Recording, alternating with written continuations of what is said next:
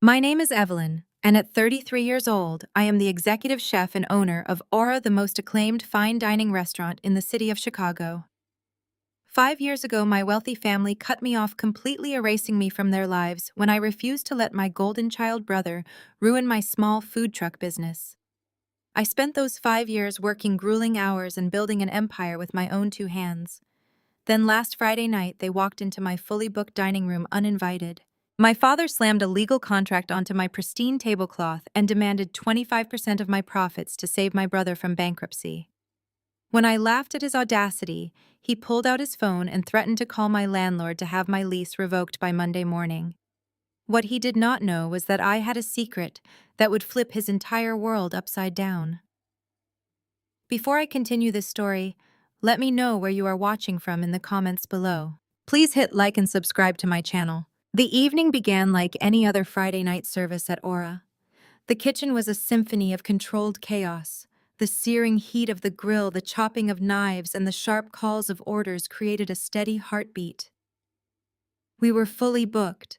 I was standing at the pass, wiping a porcelain plate with a clean cloth before sending a perfectly seared duck breast to table 4. My focus was absolute. I had built this restaurant from a dream into a reality, pouring every ounce of my soul and my savings into the foundation. It was my sanctuary, a place where the rules of my toxic upbringing no longer applied.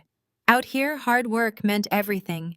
In my family, hard work meant nothing if you were not the chosen favorite. I was just calling for the next round of appetizers when my host, a usually unflappable young man named David, stepped into the kitchen. His face was pale, and he looked visibly uncomfortable. He leaned in close so the cooks would not hear. He told me there was a party of 3 in the main dining room, demanding to speak with me immediately. They did not have a reservation, but they were refusing to leave the host stand and causing a scene. He said the older man claimed to be my father and insisted that he owned me. A chill ran down my spine. Richard Bennett did not make casual visits. My father only showed up when he wanted to extract something from someone. I handed my tongs to my sous chef, instructed him to hold the line, and took a deep breath. I smoothed down my white chef coat, pushed open the swinging double doors, and stepped out into the softly lit dining room. The atmosphere out here was usually serene, filled with the gentle clinking of silverware and hushed conversations. But tonight, a dark cloud hovered over the reception area. There they were standing like royalty, expecting the peasants to bow. My father, Richard, wore a tailored suit that probably cost more than my first commercial oven. Beside him stood my mother, Patricia, her lips pursed in perpetual disapproval as her eyes darted around my restaurant, silently condemning the decor. Hovering behind them, looking nervous but deeply entitled, was my younger brother, Cameron, the 30-year-old golden boy who had never worked a day in his life. I walked toward them with measured steps, refusing to let them see my heart racing. It had been 5 years since our last encounter, 5 years of complete silence after they threw me out of their lives. I expected some sort of greeting, perhaps a forced smile, or a hollow pleasantry for the sake of the surrounding guests. Instead, my father did not say hello. He marched past the host stand, commandeered an empty table near the window that was reserved for VIP clients, and sat down. He snapped his fingers, gesturing for me to follow him. Patricia and Cameron slid into the plush velvet booth seats beside him. I approached the table, slowly crossing my arms over my chest to keep my hands from shaking. I asked them what they were doing here. Richard did not waste time with small talk. He reached inside his leather briefcase and pulled out a stack of legal documents. He slammed the contract down onto the center of the table with a loud smack that caused the couple at the adjacent table to turn and stare. He looked at me with cold, calculating eyes and declared that I was going to sign over 25% of the net profits of Aura starting immediately. He stated it as a fact, not a request. He said Cameron had run into some unexpected liquidity issues with his latest tech venture, and the family needed to pool resources to keep him afloat. The sheer audacity of his demand left me speechless. He was ordering me to bail out my brother using the very business they had mocked and refused to support. Before I could formulate a response, Patricia leaned forward, wiping a non-existent speck of dust from the table with her napkin. She looked me up and down, taking in my flour-dusted apron and sturdy kitchen clogs. She let out a dry, condescending laugh. She said it was amusing that I was still playing the little line cook after all these years. She reminded me loudly that it had been 5 years since they cut off my allowance to teach me a lesson. She said I owed my brother this favor because I had selfishly refused to let Cameron co-manage my little food truck back then. She claimed that if I had just shared my meager success with him, he would not be in this current financial mess. Her words transported me instantly back to that painful day 5 years ago. I felt the familiar sting of family rejection, but this time it was quickly swallowed by a rising tide of fierce protectiveness over what I had created. I looked directly at my father, placed my hands flat on his contract, and slid it back across the table. I told him in a quiet, firm voice that he was completely out of his mind. I told him I would not give Cameron a single dime, let alone 25% of my life work. I demanded that they leave my restaurant immediately before I called security to have them escorted out. The friendly facade my father sometimes used completely vanished, replaced by the ruthless businessman who was used to crushing anyone who stood in his way. Richard stood up slowly, towering menacingly over the table. He reached into his suit pocket and pulled out his cell phone, holding it like a loaded weapon. He reminded me that he played golf every Sunday with a man named Mr. Caldwell, the wealthy owner of my commercial building. My father sneered, his voice dropping to a dark, menacing whisper that sent a cold chill through the heavy air. He told me to sign the contract right now, or he would absolutely call Mr. Caldwell tonight and pull in a massive favor. He promised me that if I ever defied him again, he would have my business lease revoked by early Monday morning, leaving me with absolutely nothing to my name, just like before. I did not flinch. 5 years ago, a threat like that would have sent me into a blind panic. But the woman standing before him tonight was not the frightened girl he had banished. I had spent half a decade learning the ruthless mechanics of the hospitality industry. I looked down at the contract he had slammed on my table. Cameron sat beside him, tapping his fingers on the mahogany table. I looked back at my father and felt an icy calm wash over me. I took a slow breath and gestured toward the expensive smartphone gripped in his right hand. I told him to go ahead and make the call. Richard blinked, his thick eyebrows furrowing together. He clearly had not anticipated this reaction. He expected submission and fear. I leaned forward slightly, placing my hands flat against the edge of the table. I told him to call Arthur Caldwell right this second and to put the phone on speaker so we could all hear my eviction notice together. Richard simply smiled. It was a predatory smile, the kind he reserved for business rivals he was about to bankrupt. He tapped the screen, found the contact, and placed the device squarely in the center of the table. He pressed the loudspeaker button with a triumphant flourish. The line rang 3 times. On the 4th ring, a gruff, cheerful voice answered. Arthur Caldwell boomed through the speaker, asking how Richard was doing and whether they were still on for their tea time on Sunday morning. Richard leaned back in his velvet chair, projecting the effortless charm of a man who held the entire city in the palm of his hand. He greeted Arthur warmly before smoothly transitioning into the real purpose of the call. He kept his eyes locked on mine the entire time, ensuring I saw the exact moment he dropped the blade. Richard told Arthur that he was currently sitting in Aura having a rather difficult family dispute with the owner. He asked Arthur to exercise the termination clause in my commercial lease and have me legally locked out of the building by Monday morning. There was a long, heavy pause on the other end of the line. The cheerful golf buddy tone completely vanished from Arthur Caldwell's voice. Cameron leaned in eagerly, watching my face for signs of despair. Finally, Arthur cleared his throat. He sounded deeply uncomfortable. He told my father that he would love to help him out, but there was a significant problem with that request. Arthur explained that he could not revoke the lease because he no longer owned the building. He said he had not owned the property or the adjacent commercial spaces for over 3 months. My father's smug expression faltered. He sat forward abruptly, his hand hovering over the phone. He demanded to know why Arthur had not mentioned selling the prime real estate during their weekly golf games. Arthur sounded defensive now, stating that it was a private corporate transaction and he was bound by strict non-disclosure agreements until the transition period ended. He explained that a private holding company had made an aggressive cash offer well over market value for the entire commercial block, and he simply could not refuse the deal. Richard demanded to know the name of the holding company, his voice rising in volume. Arthur sighed heavily through the speaker and said the property was purchased by Ironclad Hospitality Group.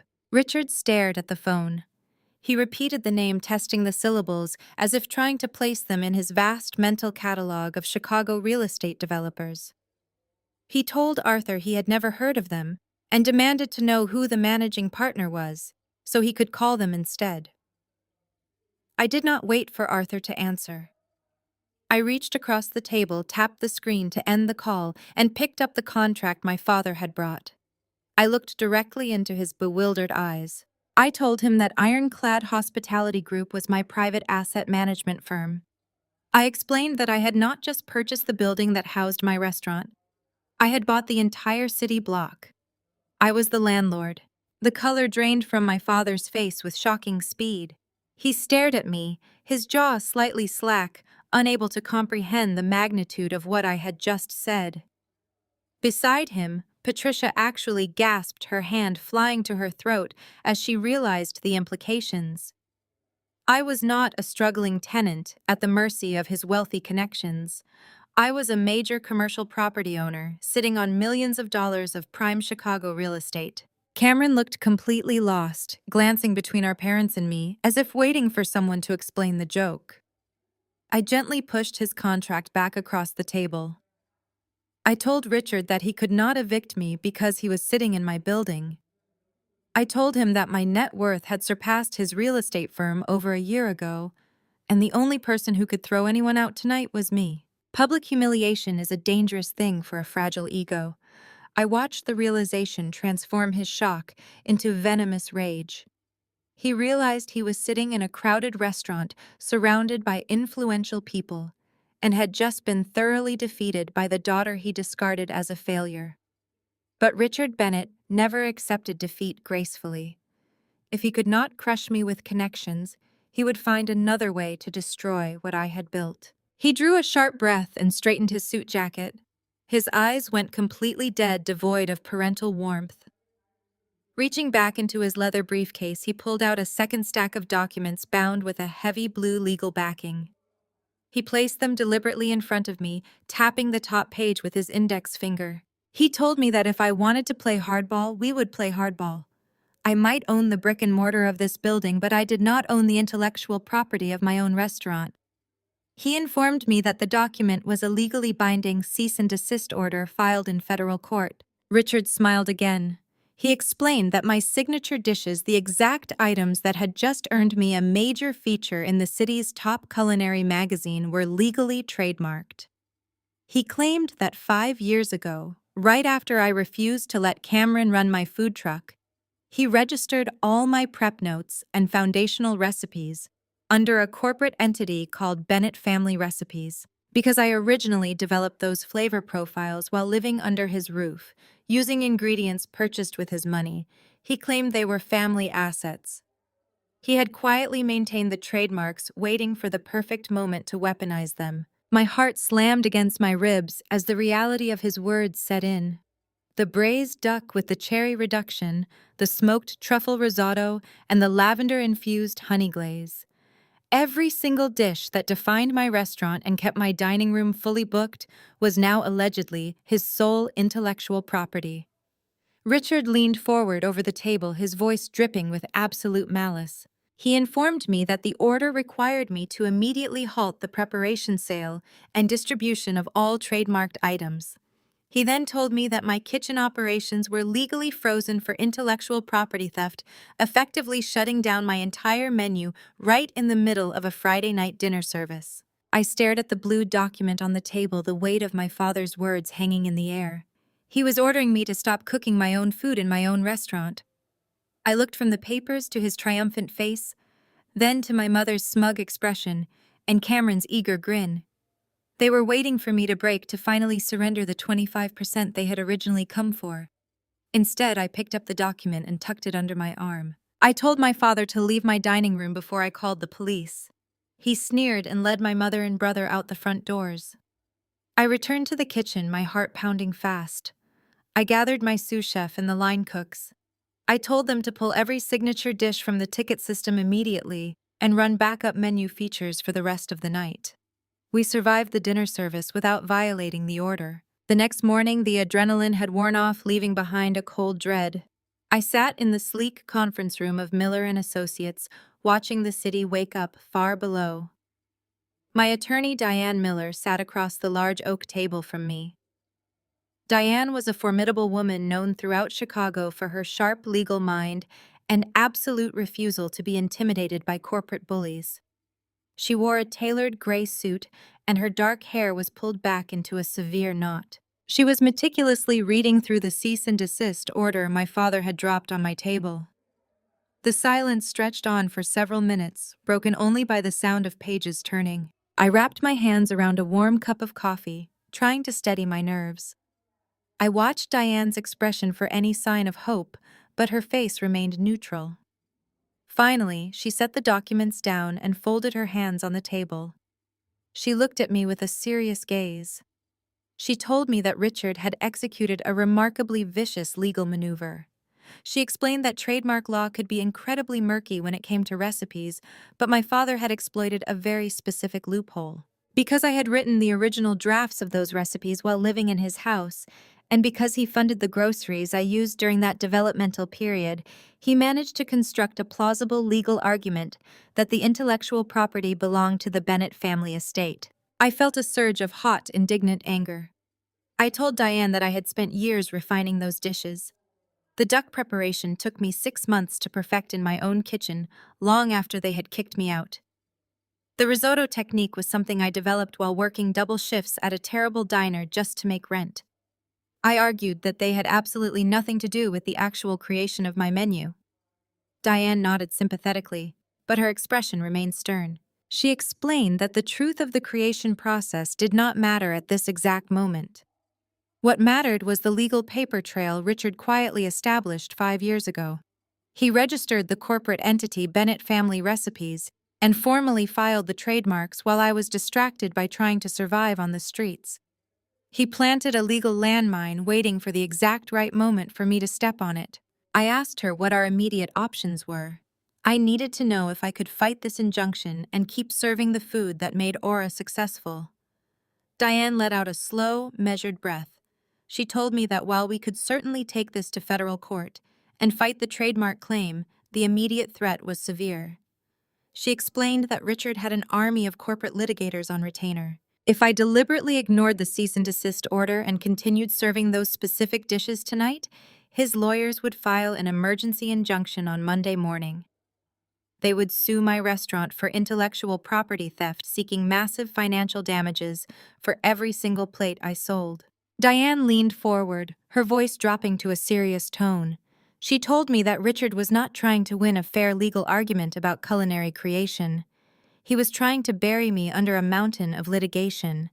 He knew that even though my restaurant was highly profitable, I did not have the liquid capital to fight a protracted multi-million-dollar federal lawsuit against his real estate empire. He was planning to bleed my operating accounts dry with legal fees until I had no choice but to sign over the 25% of Aura just to make the lawsuit stop. If I served the award-winning recipes I created, he would sue me into absolute oblivion. I stared down at the polished wood of the conference table. My father orchestrated this entire trap perfectly. He came into my restaurant demanding a cut of my profits, knowing that I would refuse. The contract was just a distraction. The real weapon was this stack of papers sitting between Diane and me. He wanted to strip away my identity as a chef to take the very creations that earned me my Michelin aspirations and hold them hostage. I asked Diane what would happen if I simply paid him off if I gave him a small percentage to make the legal threats disappear. Diane shook her head immediately. She told me that negotiating with a bully only taught them that bullying works. If I gave Richard an inch, he would eventually come back for the entire restaurant. She warned me that signing any agreement under this kind of duress would essentially validate his fake trademarks, giving him permanent legal control over my creative output for the rest of my career. I could not negotiate. I could only fight, or I could surrender completely to his toxic control. Silence returned to the conference room. I closed my eyes, picturing the beautiful energy of my kitchen. My father wanted to take that away from me simply because he could. I opened my eyes and looked at Diane. I told her that I would not surrender a single percentage of my restaurant to that man. I told her that we were going to fight the trademark claim no matter how long it took or how much it cost. Diane offered a small, approving smile. She told me she had hoped I would say that. However, she reminded me that we needed a short-term survival strategy. While she began preparing the legal counterattack to invalidate the trademark, I had to comply with the cease and desist order to protect my business from immediate financial ruin. I had to go back to my kitchen and completely reinvent my menu before the dinner service began. I had to stop serving the food that made me famous. I nodded, accepting the bitter reality of the legal threat. Leaving the polished confines of the law firm, the crisp Chicago wind hit my face like a physical blow. But it did nothing to cool the burning determination taking root in my chest. I walked back toward my restaurant with a singular focus, mentally categorizing every ingredient in my pantry and every technique my kitchen staff possessed. I had to completely dismantle my menu and rebuild it from the ground up before the evening dinner rush. But as I turned the corner onto my street, my relentless train of thought slammed to a violent halt. I stopped dead on the sidewalk, staring at the commercial storefront directly across the street from Aura. For the past 3 months, that space had been wrapped in brown butcher paper, undergoing a quiet renovation. Today, the paper was gone. In its place stood a garish, flashy facade with massive gold lettering that read "The Bennett Table." The sheer audacity of the sight left me temporarily breathless. A team of workers was hastily rolling out a red carpet on the sidewalk, while 2 massive digital billboards mounted in the front windows flashed high-definition images of food. I took a slow step forward, my eyes locking onto the looping photographs. A wave of profound nausea washed over me. The dishes flashing on those screens were my dishes. It was my braised duck. It was my smoked truffle risotto. It was my lavender-glazed pork. But they looked wrong. The plating was clumsy, the sauces looked split and greasy, and the garnishes were carelessly thrown on. Standing by the front doors, looking incredibly smug, in a pristine, perfectly tailored suit that he had certainly never cooked in, was my brother Cameron. He was handing out glossy promotional flyers to pedestrians wearing a wide, artificial smile. I crossed the street, my kitchen clogs hitting the pavement with heavy, deliberate steps. Cameron spotted me approaching, and his smile widened into a taunting grin. He held out one of the glossy flyers, pushing it directly toward my chest. I snatched the heavy cardstock from his hand and looked down at the printed text. The promotional material was an aggressive, targeted attack. It proudly announced the grand opening of an authentic Bennett family culinary experience, offering fine dining at exactly half the price of the establishment across the street. He was explicitly undercutting my prices, using our shared last name to confuse my clientele and siphon off my reservations. I looked closer at the menu descriptions printed on the back of the flyer. My blood ran cold as I read the specific terminology. The exact ratios of the spice blends, the specific resting times for the proteins, and the unique combination of obscure foraging herbs were listed right there in black and white. These were not just vague approximations of my current menu. These were my exact handwritten prep notes from 5 years ago. When my parents threw me out of their house and disowned me, I had been forced to pack my entire life into 2 garbage bags in under 10 minutes. In my panic and devastation, I had left behind a battered leather notebook containing my earliest culinary blueprints. Cameron had kept it. He had held on to my stolen intellectual property for half a decade, and now he was using my father's endless wealth to mass-produce my stolen dreams. I looked up from the flyer and met my brother's eyes. I asked him if he honestly thought he could run a commercial kitchen just because he had a stolen notebook. Cameron laughed, a dismissive sound that echoed our mother perfectly. He told me that he did not need to know how to cook. He bragged that our father had given him $2 million in seed money to hire a massive team of culinary graduates to do the grunt work. He said all he had to do was hand them my old recipes and manage the brand. He leaned in close, his voice dropping to a malicious whisper. He told me that by the end of the month he was going to run me out of business, and I would be begging our father on my hands and knees to accept that 25% profit share. I crumpled the glossy flyer in my fist and dropped it onto his pristine red carpet. I told him that a recipe was just a piece of paper, and without the soul to execute it, his food would taste exactly like his personality, cheap, artificial, and utterly forgettable. I turned my back on him and walked straight across the street, pushing through the heavy glass doors of Aura. The moment I stepped into my kitchen, the familiar scent of wood smoke and roasting garlic grounded me. My staff looked up, their faces tight with anxiety. They had already seen the spectacle across the street. They knew we were under siege. I tied my apron around my waist and clapped my hands loudly, demanding their absolute attention. I looked at the dedicated men and women who had helped me build this restaurant. I told them that starting right this second, the old menu was dead. I announced that we were not going back down, we were not going to compromise, and we were absolutely not going to let a stolen notebook dictate our future. We were going to elevate every single flavor profile in the building. We were going to push our culinary limits so far beyond Cameron's basic comprehension that his copycat dishes would taste like amateur hour. The kitchen erupted into a frenzy of inspired movement. We stripped the braised duck of its contested cherry reduction and completely reinvented the dish. We implemented an aggressive dry aging process, infusing the skin with a complex spiced plum and black cardamom glaze that required a delicate temperature-controlled rendering technique my old prep notes never even touched upon. We took the concept of the smoked truffle risotto and transformed it into an exquisite toasted barley and wild mushroom congee, utilizing a clarified butter emulsion that demanded absolute technical perfection. We renamed every single item on the menu, stripping away any language that could possibly infringe upon the fraudulent Bennett family recipes trademark. For the next 2 weeks, the street became a vicious culinary battlefield. Cameron saturated the neighborhood with targeted social media advertisements, using our father's deep pockets to offer outrageous discounts that I simply could not match. My regular customers were confused by the aggressive marketing, and I watched with a heavy heart as some of them walked through Cameron's doors instead of mine. But the retaliation was swift and natural. The diners who tried the Bennett table quickly realized the truth. They experienced the greasy, poorly executed versions of my old recipes prepared by uninspired line cooks who lacked the passion and precision required to make the food sing. My dining room remained full populated by culinary purists who understood the profound difference between a cheap imitation and an authentic masterpiece. Despite our success in the kitchen, the financial strain of fighting a billionaire's marketing budget was taking its toll. I needed to end this legal hostage situation before my father found another way to bleed my business dry.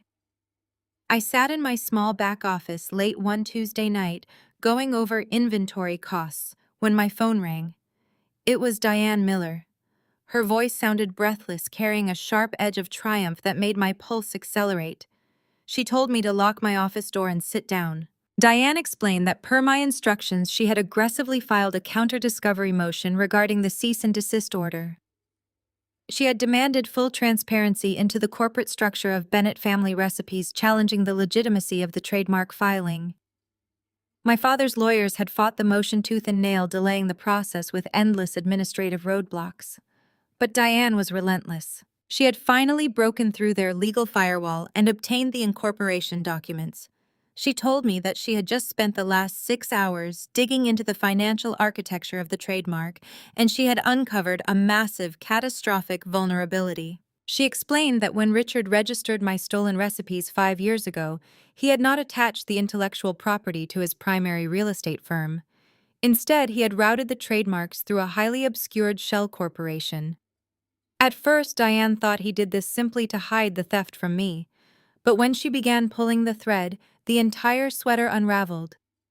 She told me that she had run a deep, comprehensive financial audit on my father's primary real estate holdings, cross-referencing public property records with commercial debt registries. My breath caught in my throat as Diane delivered the staggering truth.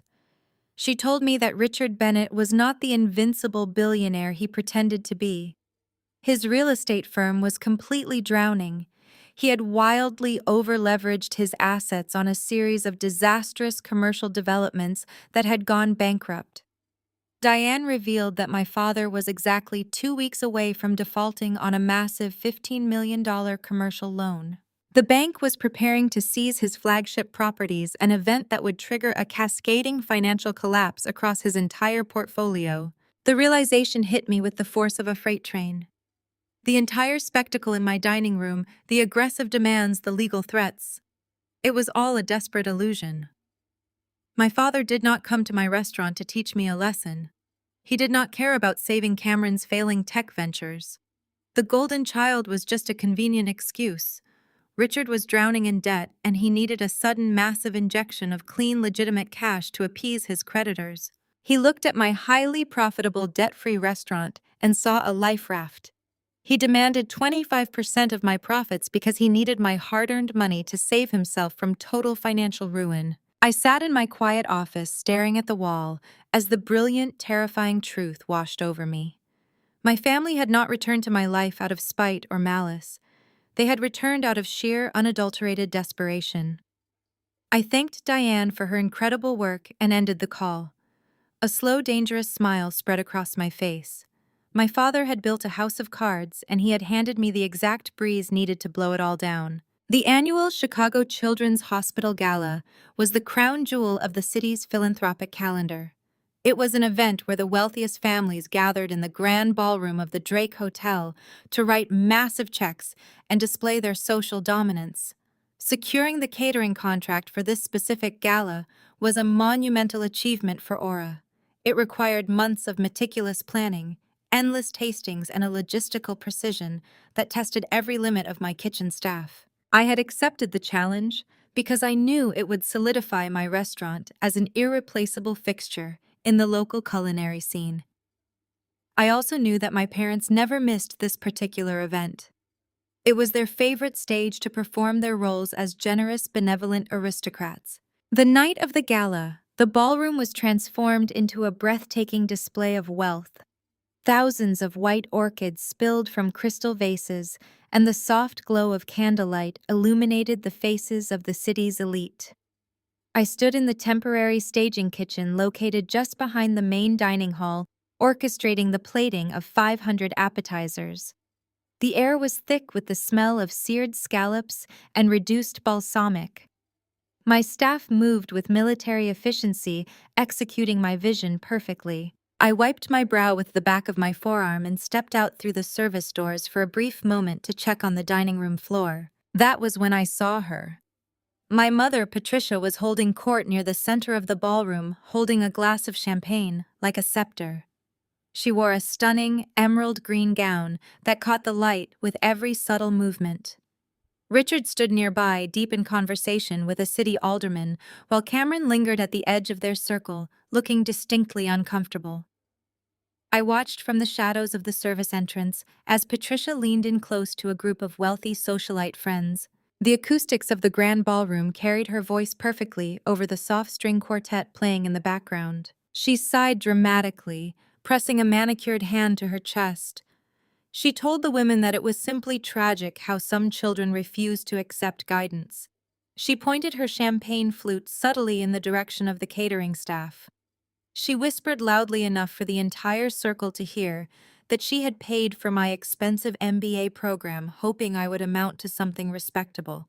She claimed I dropped out just so I could spend my life smelling like garlic and grease. She shook her head and said we had to cut her off to teach her a lesson, but clearly she has not learned a thing. She told her friends it broke her heart to see me struggling so much while her brother was running his own successful restaurant right across the street. The women murmured their sympathetic agreements, offering fake condolences for my mother's terrible burden. I stood perfectly still, letting the familiar sting of her cruelty wash over me. She was using my presence as the hired help to elevate her own status, painting herself as the long-suffering mother of a stubborn failure. I knew she was completely unaware of the financial discovery Diane and I had made. She still thought I was a desperate line cook struggling to make rent while her husband secretly faced federal prison. I returned to the staging kitchen and signaled for the first course to be served. The evening progressed smoothly with plate after plate, leaving the kitchen to unanimous praise. As the main course was being cleared, the gala organizer stepped up to the podium to begin the charity auction and the donation pledges. The room grew quiet as influential figures raised their paddles, committing thousands of dollars to the hospital. It was a predictable rhythm of wealth and ego. Then Patricia stood up. She did not just raise her paddle. She gracefully navigated her way through the tables and approached the podium, asking the organizer for the microphone. The organizer, looking slightly confused but deferential to my mother's perceived wealth, handed it over. Patricia tapped the microphone and smiled radiantly out at the sea of faces. She thanked everyone for their incredible generosity tonight. Then she turned her gaze directly toward the service doors where she knew I was standing. She announced that the Bennett family always believed in charity starting at home. She adopted a tone of deep maternal concern that made my stomach churn. She told the crowded ballroom that her daughter Evelyn was the caterer for tonight's event. She paused, allowing a smattering of polite applause before raising her hand to quiet them down. She explained that running a small debt-ridden cafe was incredibly difficult, and she knew her daughter was facing severe financial hardship. Patricia declared that to save my struggling little business from total bankruptcy, she was making a personal donation of $25,000 directly to Aura to ensure I could keep my doors open for another month. The ballroom fell completely silent. The collective gaze of 500 wealthy guests shifted toward the kitchen doors. It was a masterclass in public humiliation. Patricia had weaponized her supposed charity to strip away my professional dignity in front of the most powerful people in Chicago. She wanted to force me into a position where I had to publicly accept her pity, effectively destroying the pristine reputation of my restaurant. Richard watched from his table, looking immensely satisfied. Cameron actually smirked. I untied my apron and handed it to my sous chef. I smoothed down my pristine white chef coat and pushed through the service doors. I walked slowly and deliberately across the grand ballroom. The silence was absolute, broken only by the soft click of my shoes against the polished marble floor. I kept my head high, my posture perfectly straight.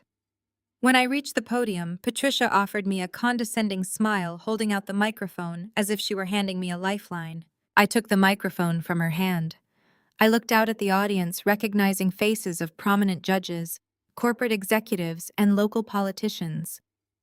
I turned to my mother and thanked her for her incredibly generous offer. I told her that her concern for my financial well-being was truly touching, especially considering our 5 years of estrangement.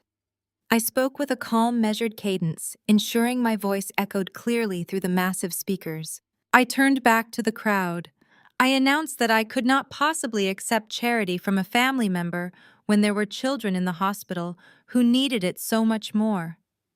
Therefore, I would be redirecting my mother's $25,000 donation entirely to the pediatric oncology ward. Furthermore, I stated that as the proud owner and executive chef of a highly profitable debt-free establishment, I wanted to demonstrate my own commitment to the cause. I told the breathless audience that Aura would be matching my mother's donation and then multiplying it by 10. I officially pledged $250,000 to the hospital in honor of the Bennett family. A collective gasp ripped through the ballroom. $250,000 was one of the largest single pledges of the entire night. The crowd erupted into thunderous applause, giving me a standing ovation. People were cheering, raising their glasses in my direction. I turned back to look at my mother. The color had completely vanished from Patricia's face. She looked as though the floor had just dropped out from beneath her. Her jaw was clenched, her eyes wide with unadulterated shock. She knew instantly what that donation meant. A struggling line cook in a debt-ridden cafe could never casually drop $250,000 at a charity gala. In one swift motion, I had publicly exposed my massive personal wealth and completely obliterated the pathetic narrative she had been spinning to her friends all night. Richard looked physically ill. He knew his real estate firm was completely out of cash, and his wife had just written a $25,000 check she absolutely could not cover. Cameron shrank down in his seat, trying to become invisible. I handed the microphone back to the stunned organizer, smiled pleasantly at my mother, and walked back to my kitchen to finish the dessert service. The shift in power was palpable, and the evening ended with my restaurant solidifying its status as an absolute powerhouse. The fallout from the gala pushed my family into a state of rabid desperation. Cameron realized that his cheap marketing tricks and price undercutting at his copycat restaurant were failing miserably. His dining room was empty, while my reservation list was booked solid for the next 6 months. He needed a devastating win, and he needed it immediately.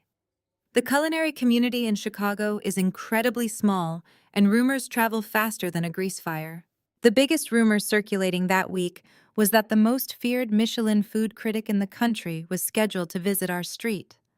Earning a Michelin star would elevate a restaurant to global elite status. Losing a Michelin review could permanently destroy a chef's career. Cameron knew I was designing a highly classified avant-garde tasting menu specifically for the critic's potential visit. I had kept the menu under absolute lock and key, storing the recipes and prep lists on a single encrypted flash drive kept in my locked office. I spent late nights in the kitchen testing complex flavor profiles, balancing delicate acids with rich fats, and pushing culinary boundaries I had never attempted before. It was the most important menu of my entire life. But loyalty is a fragile thing when money is involved.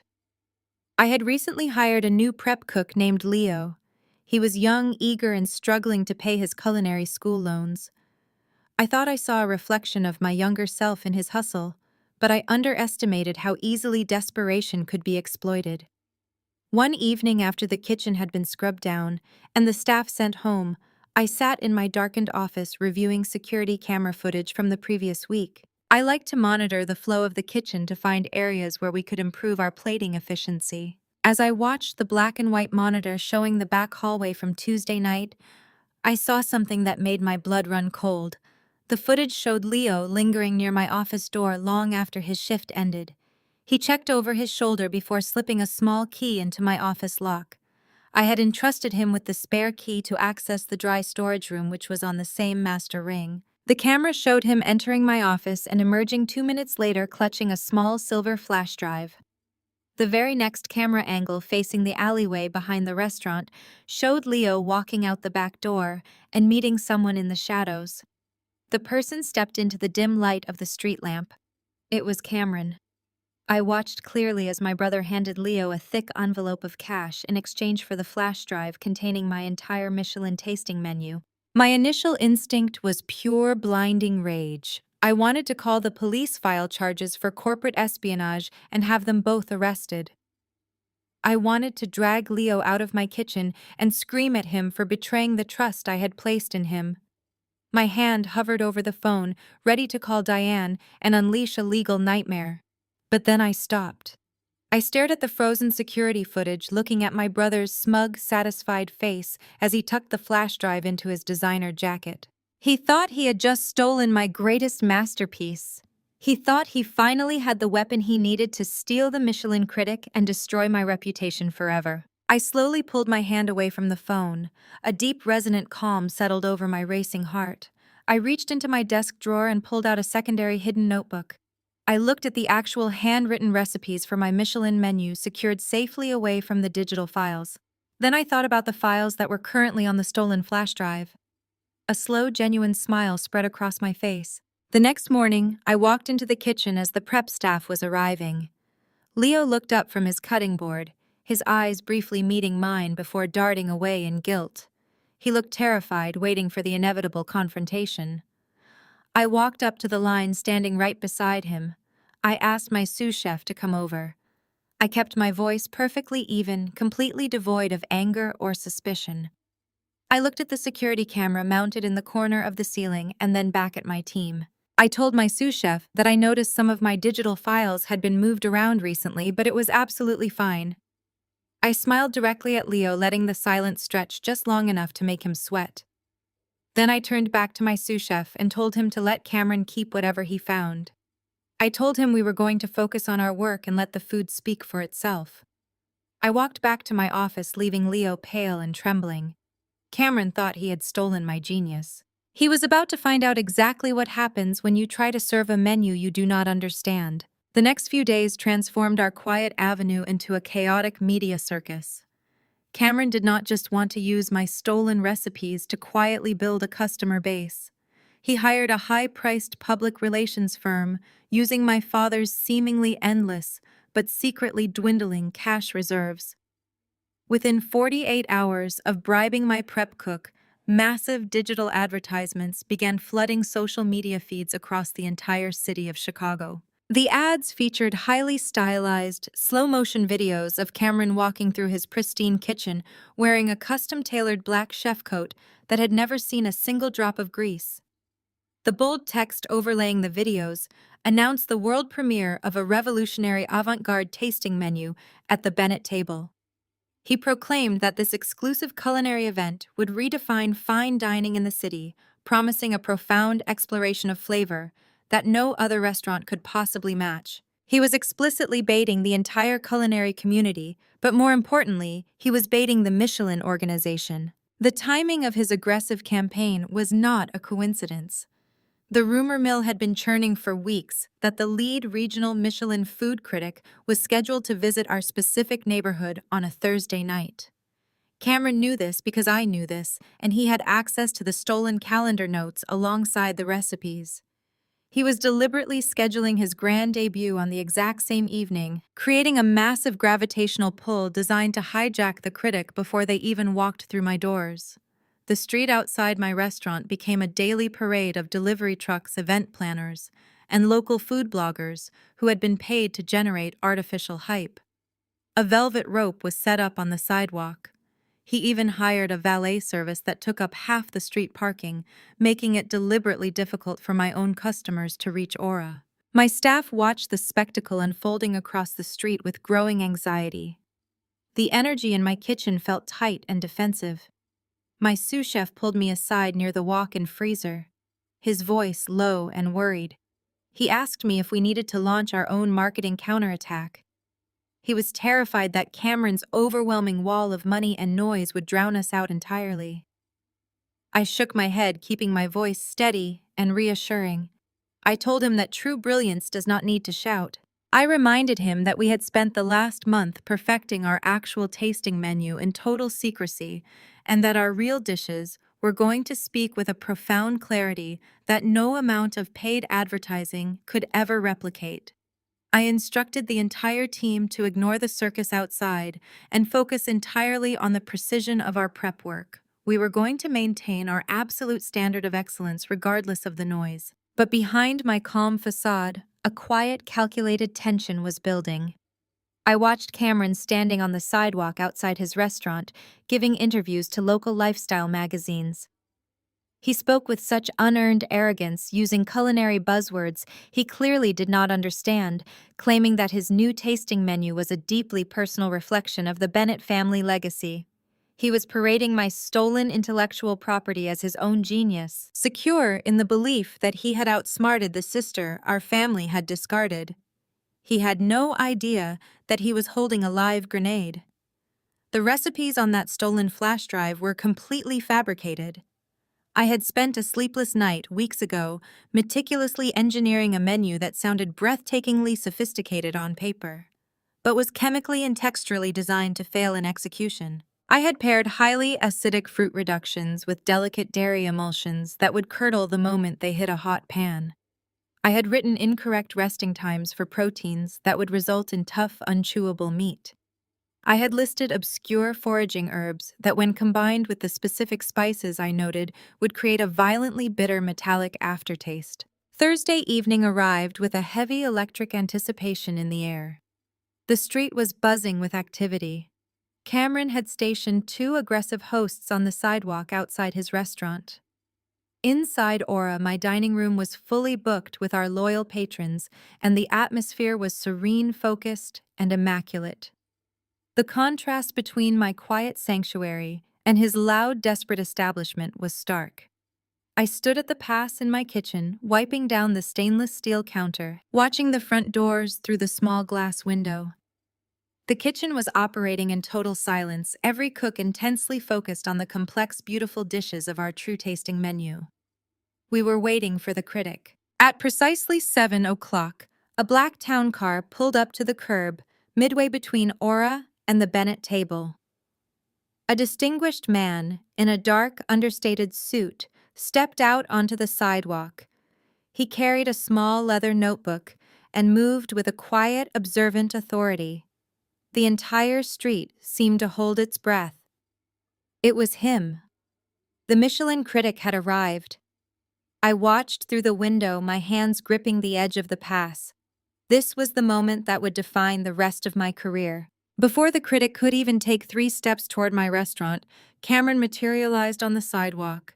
He practically sprinted across the pavement, intercepting the critic with a loud, booming greeting that echoed down the block. I watched my brother shake the man's hand, gesturing wildly toward the massive digital billboards and the red carpet outside his establishment. He was aggressively pitching his avant-garde debut, loudly proclaiming that the true culinary revolution was happening at his table tonight, not mine. He used our shared last name, attempting to convince the critic that the real Bennett family genius was housed in his flashy new dining room. The critic looked mildly surprised by the aggressive ambush. He glanced toward the quiet, elegant facade of Aura, then back at Cameron's loud, demanding display. Cameron leaned in, gesturing toward his open doors, promising an exclusive tasting experience. He was physically blocking the path to my restaurant, using every ounce of his unearned confidence to poach the most important guest of the evening. I watched the critic hesitate, looking down at his leather notebook, before offering a polite nod. He allowed Cameron to usher him across the street, stepping onto the red carpet and walking through the glass doors of the copycat restaurant. Cameron looked back over his shoulder toward my window, a vicious, triumphant smirk plastered across his face. He thought he had just won the war. He thought he had successfully stolen my glory. He had no idea that he had just voluntarily locked himself inside a burning building. The next morning, the fallout was instantaneous and absolute. The Michelin critic published his review shortly after dawn, and it sent a shockwave through the entire Chicago culinary community. I sat in my small office with a cup of black coffee, reading the article on my laptop. The piece was a brutal, unsparing dissection of Cameron's establishment, describing the Bennett table as a vulgar monument to unearned arrogance. The critic detailed the curdled emulsion, the gray venison, and the tough, inedible duck, stating that the food was a tragic insult to the concept of fine dining. He went on to describe Cameron's public tantrum in the dining room, calling it a grotesque display of unprofessionalism that proved the ownership had no respect for the industry or their own staff. But the second half of the review was dedicated entirely to Aura. The critic described his retreat across the avenue as stepping out of a culinary wasteland and into an absolute sanctuary of mastery. He praised my heritage pork belly as a revelation and highlighted the scallop crudo as one of the finest bites he had experienced all year. He concluded the article by declaring that Evelyn Bennett was a visionary chef, operating at the absolute peak of her powers, and heavily implied that Aura was firmly in line for a highly coveted Michelin star. The contrast was devastating. My reservation system immediately crashed due to the overwhelming volume of incoming requests. Our waitlist expanded from 6 weeks to nearly 6 months in a matter of hours. The phone at the host stand rang incessantly, with culinary enthusiasts desperately trying to secure a table to experience the menu the critic had praised so highly. I stepped out of my office and looked at my kitchen brigade. They had all read the review. The energy in the room was electric, vibrating with a profound, well-deserved pride. We had faced down a millionaire's attempt to crush us, and we had emerged totally victorious. However, the victory in the dining room was only one half of the war. While I was celebrating the ultimate validation of my life's work, my father was experiencing a catastrophic unraveling. Richard Bennett was not a man who accepted failure, and he certainly did not accept public humiliation. Cameron's spectacular downfall meant that the $2 million Richard had invested in the copycat restaurant was essentially incinerated overnight. More importantly, it meant that the desperate, necessary revenue stream my father had been banking on to save his drowning real estate firm was completely gone. I was at the prep station inspecting a delivery of fresh produce when my cell phone buzzed in my apron pocket. It was a text message from Richard. The tone was completely devoid of the slick corporate charm he usually projected. It was pure, unadulterated venom. The message read that he knew I had sabotaged Cameron's menu, and he promised I would pay for humiliating the family. He told me that I had vastly underestimated who I was dealing with, and that he was going to make sure I lost everything by the end of the week. I stared at the screen, a cold knot forming in my stomach. I knew my father was a vindictive man, but I also knew he was running out of options. His $15 million commercial loan default was looming over his head like a guillotine. He was desperate, and desperate men are incredibly dangerous. I forwarded the threatening text message directly to Diane Miller, ensuring my attorney had a record of his hostility. The very next morning, the true nature of Richard's retaliation became horrifyingly clear. I arrived at Aura early to begin the extensive prep work required for our now fully booked weekend service. When I attempted to log into my primary business banking portal to authorize the weekly payroll for my staff, the screen flashed a stark red error message. My login credentials had been blocked.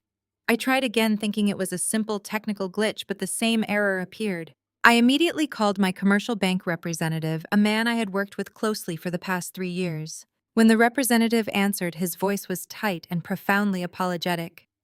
He told me that he was incredibly sorry, but he had been legally instructed to place an immediate hard freeze on all of my operating accounts. I demanded to know why my assets were being restricted without any prior notification.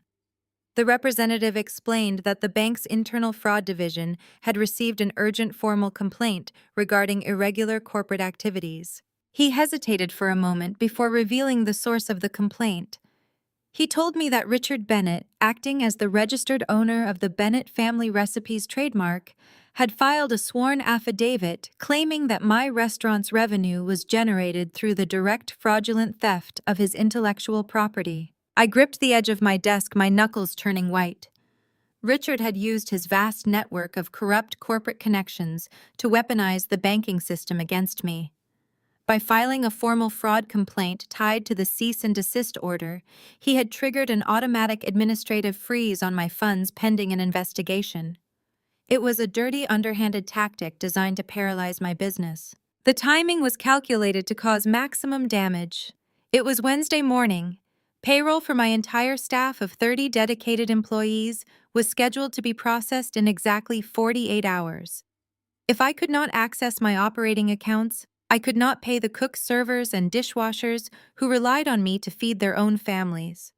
My father knew that my staff was my greatest strength, and he was intentionally trying to turn them against me by starving them out. My phone buzzed with another text message. It was Richard again. The message was chillingly brief. It simply stated that he hoped I was enjoying my frozen accounts.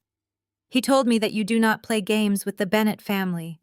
He issued his final ultimatum demanding that I sign the 25% profit share contract by Friday afternoon, or my entire staff would walk out on me without pay.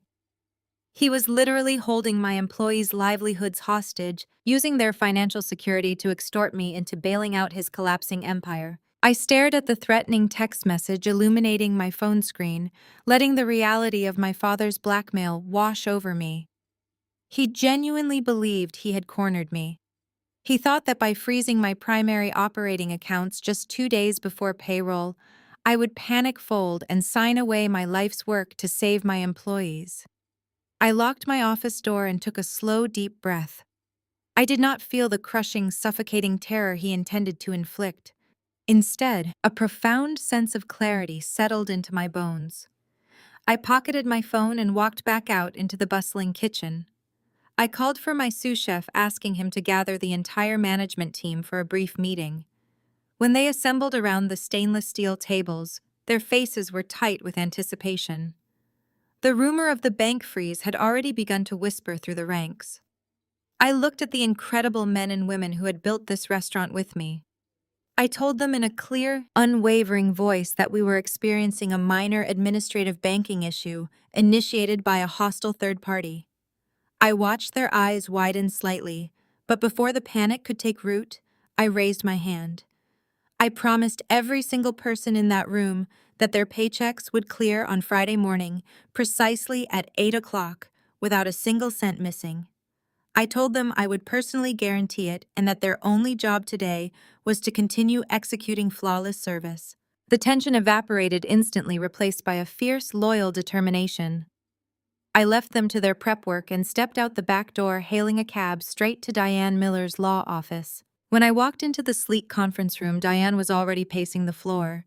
She had seen the bank notification and was furious that Richard had managed to manipulate the fraud division so quickly.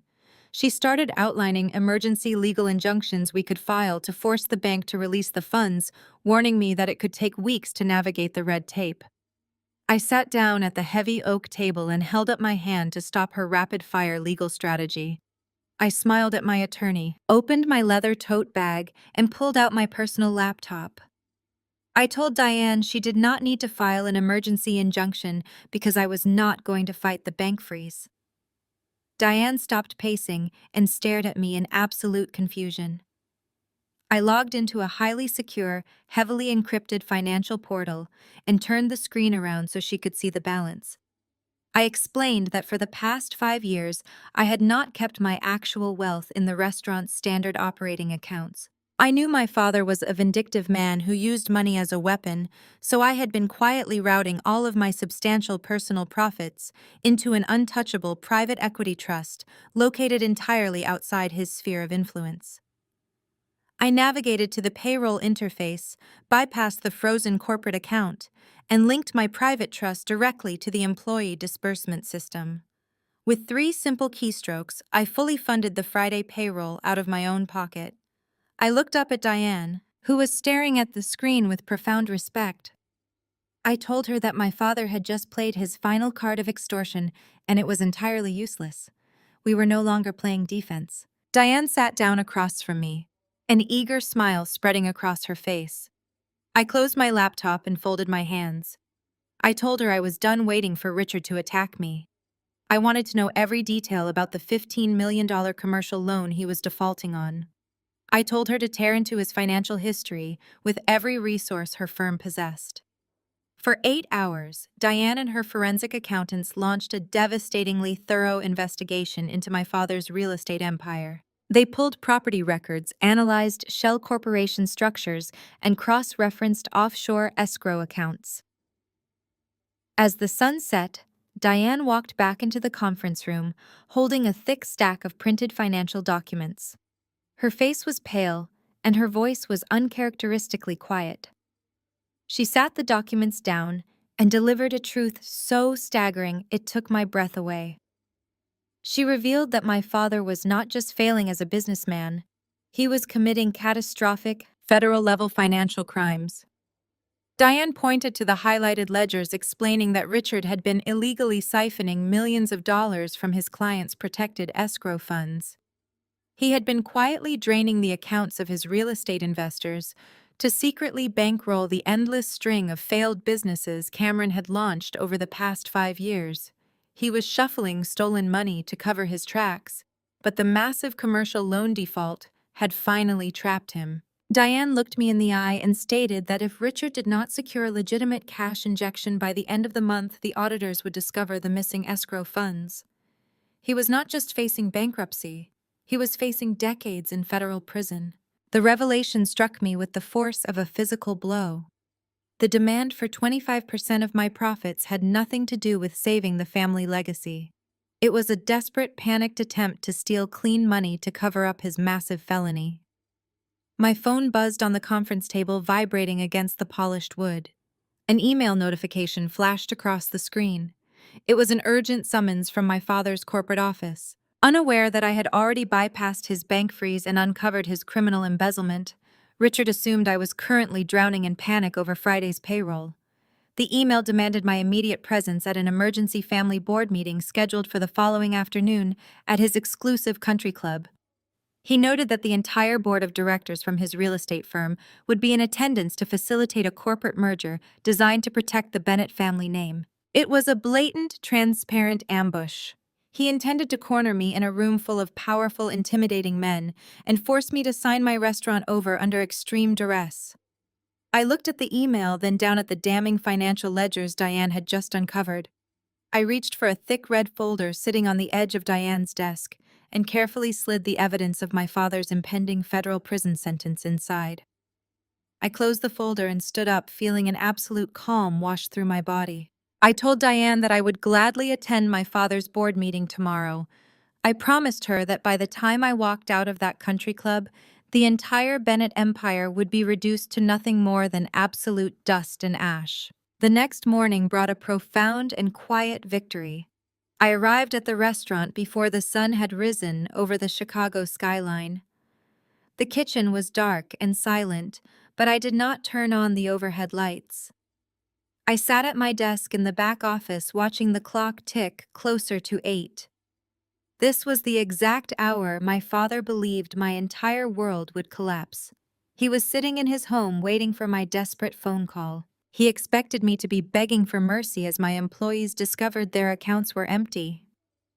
Instead, I watched the payroll software initiate the massive transfer. The screen flashed green, confirming every single employee had been paid in full. I successfully routed the funds from my private trust, bypassing the frozen accounts without a single hiccup. My staff would wake up to their paychecks unaware that a billionaire tried to use their livelihoods as leverage. I leaned back in my chair and let out a long breath. The financial freeze was completely neutralized. My father had played his ultimate trump card and it had failed spectacularly. As the morning prep shift began to arrive, I walked out to greet my team. The kitchen came to life with the familiar sounds of chopping knives and sizzling pans. My sous chef nodded as he tied on his apron. He had no idea I had funded the weekly operation out of my personal wealth. I felt profound pride looking at the professionals who brought my culinary vision to life. They trusted me, and I had protected them from my family. I spent the next few hours working the line and ensuring the weekend service would run flawlessly. I needed the physical routine to ground my thoughts before the afternoon confrontation. As noon approached, I untied my apron and handed the kitchen over to my team. It was time to leave the sanctuary of my restaurant and face the men who thought they could destroy me. I returned to my apartment to prepare for the family board meeting.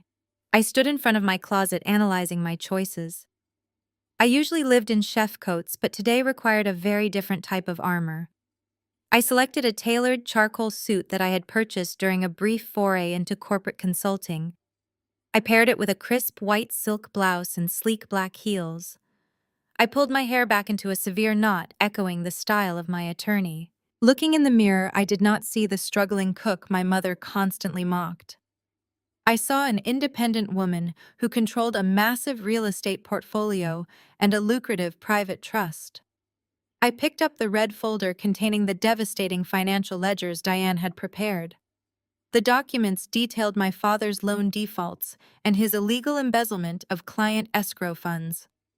I slid the heavy folder into my leather briefcase and walked out the door.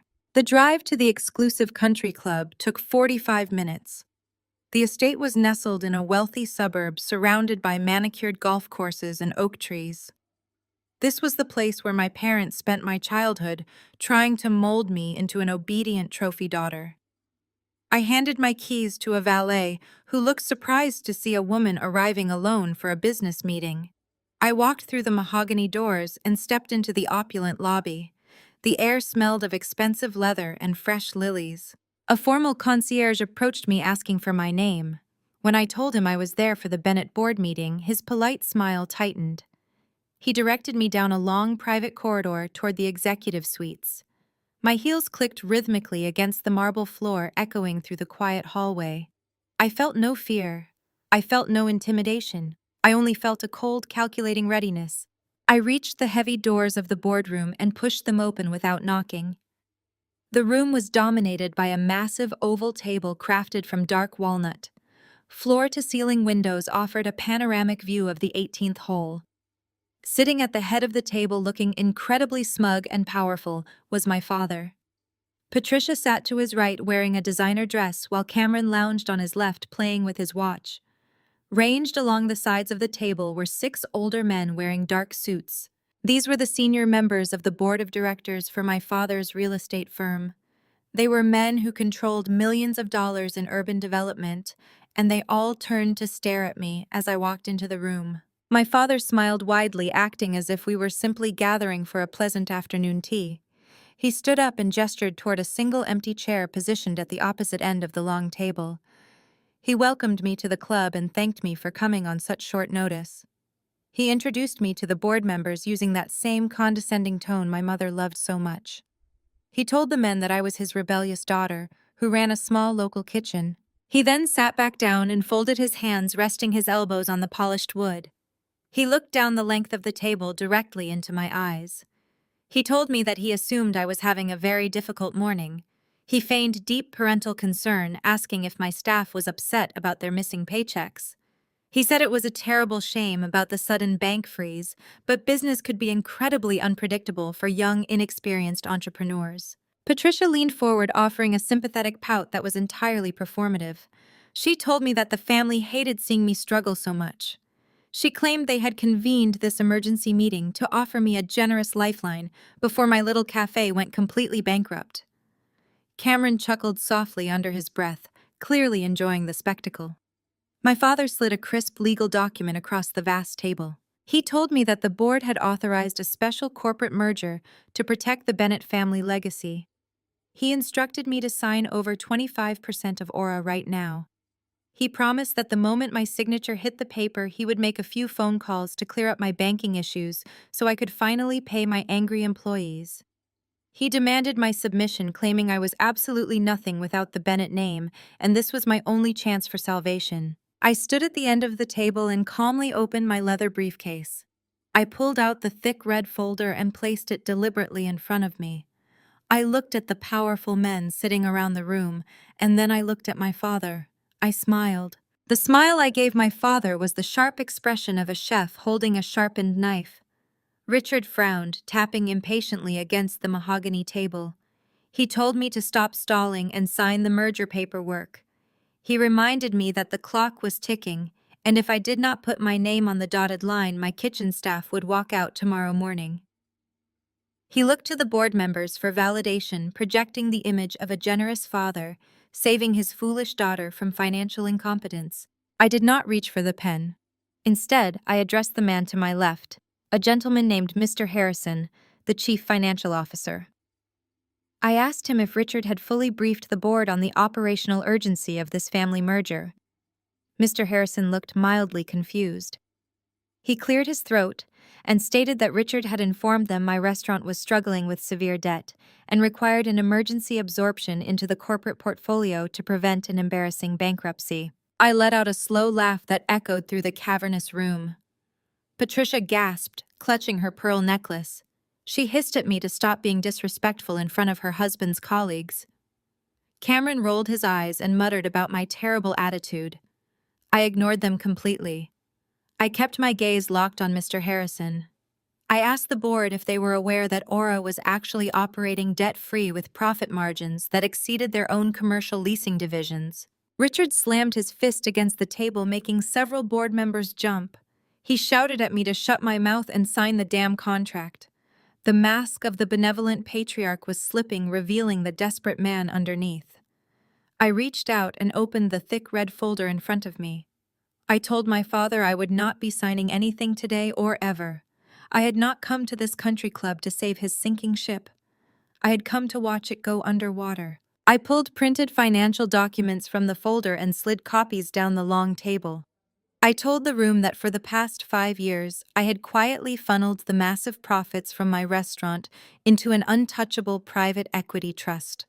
I explained that I had easily bypassed my father's pathetic attempt to freeze my business accounts, and my staff had already been paid in full out of my own pocket. Richard went entirely pale.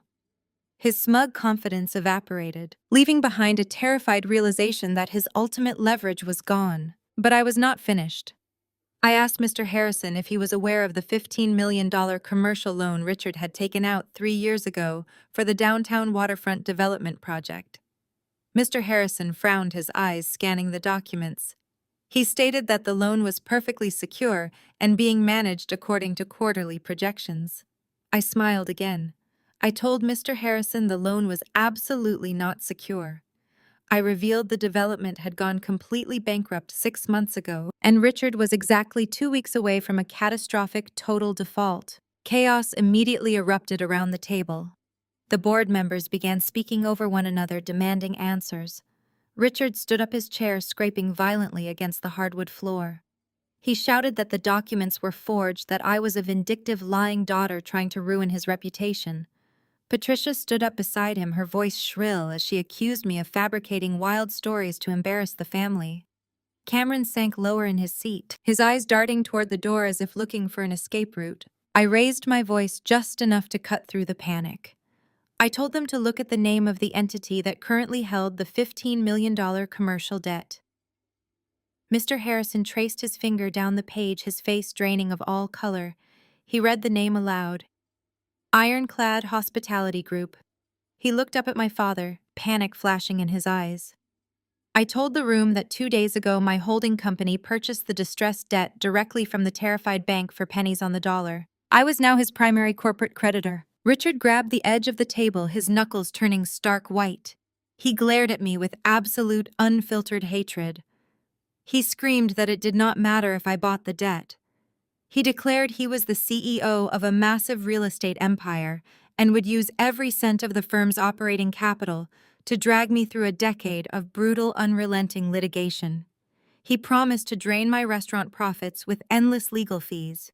He looked to his board members, demanding they authorize an immediate legal strike against my holding company. The board members looked hesitant, exchanging nervous glances. They were clearly intimidated by Richard, but the evidence in front of them was terrifying. I did not let them deliberate. I pulled the final document from my red folder. I told my father he could not use the firm's operating capital to fight me because the firm no longer had any operating capital left. I slid the forensic accounting ledgers down the table directly in front of Mr. Harrison. I told the board to look at the highlighted escrow accounts. I explained that my attorney had launched a comprehensive financial audit of the firm. I detailed the exact catastrophic truth. I revealed that for the past 5 years, Richard Bennett had been committing massive federal-level financial crimes.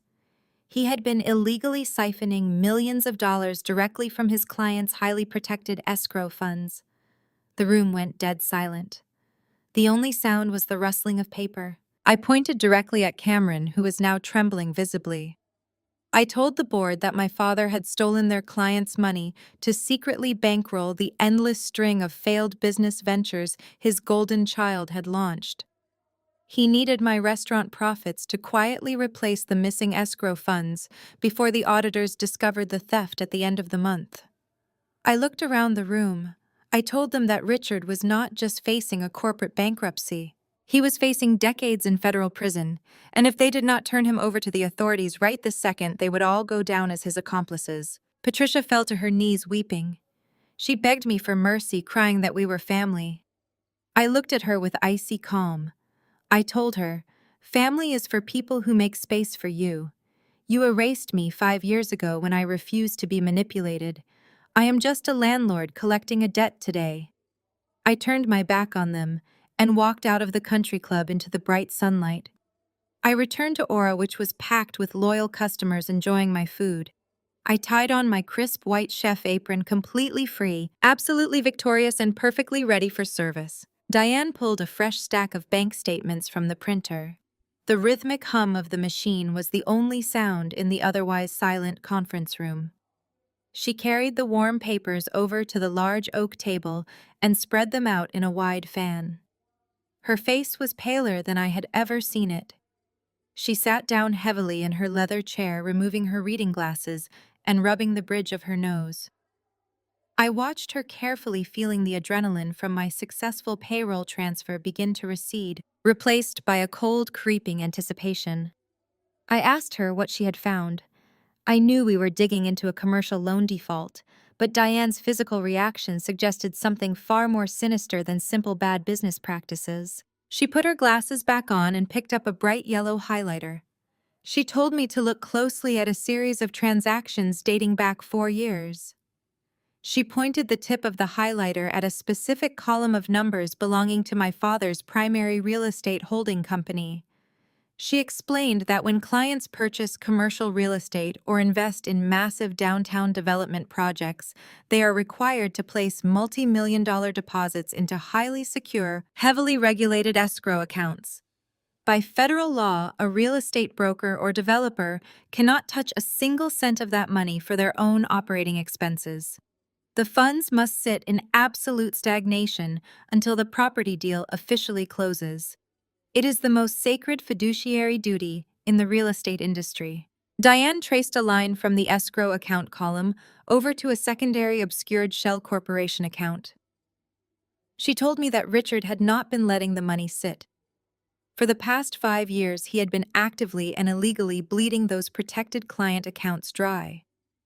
He was initiating fraudulent wire transfers, moving massive sums of money out of the escrow holdings and routing them through a labyrinth of dummy corporations to hide the trail. I stared at the highlighted numbers, my mind struggling to process the sheer scale of the theft.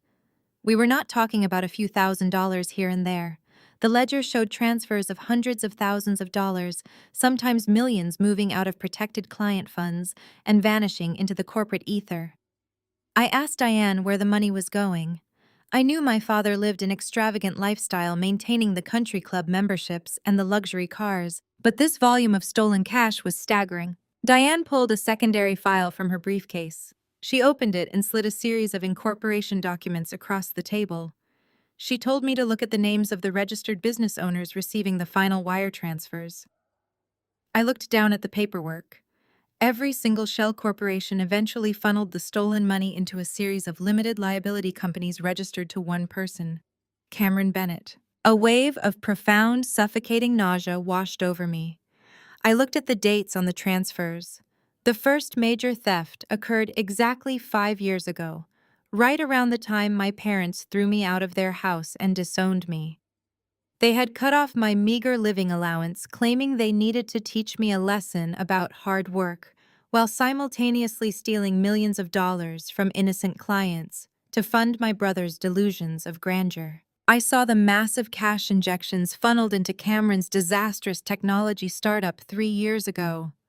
I saw the money used to secure the lease for his failed boutique hotel project.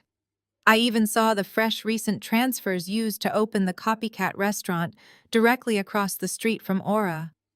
Richard had been systematically robbing his own clients to bankroll the Golden Child's endless string of failures. I leaned back in my chair, the profound injustice of it all threatening to suffocate me. My father had demanded that I hand over 25% of my hard-earned restaurant profits, claiming it was my duty to support the family legacy. The entire time he was sitting on a mountain of stolen money. Diane tapped the table, bringing my focus back to the immediate danger.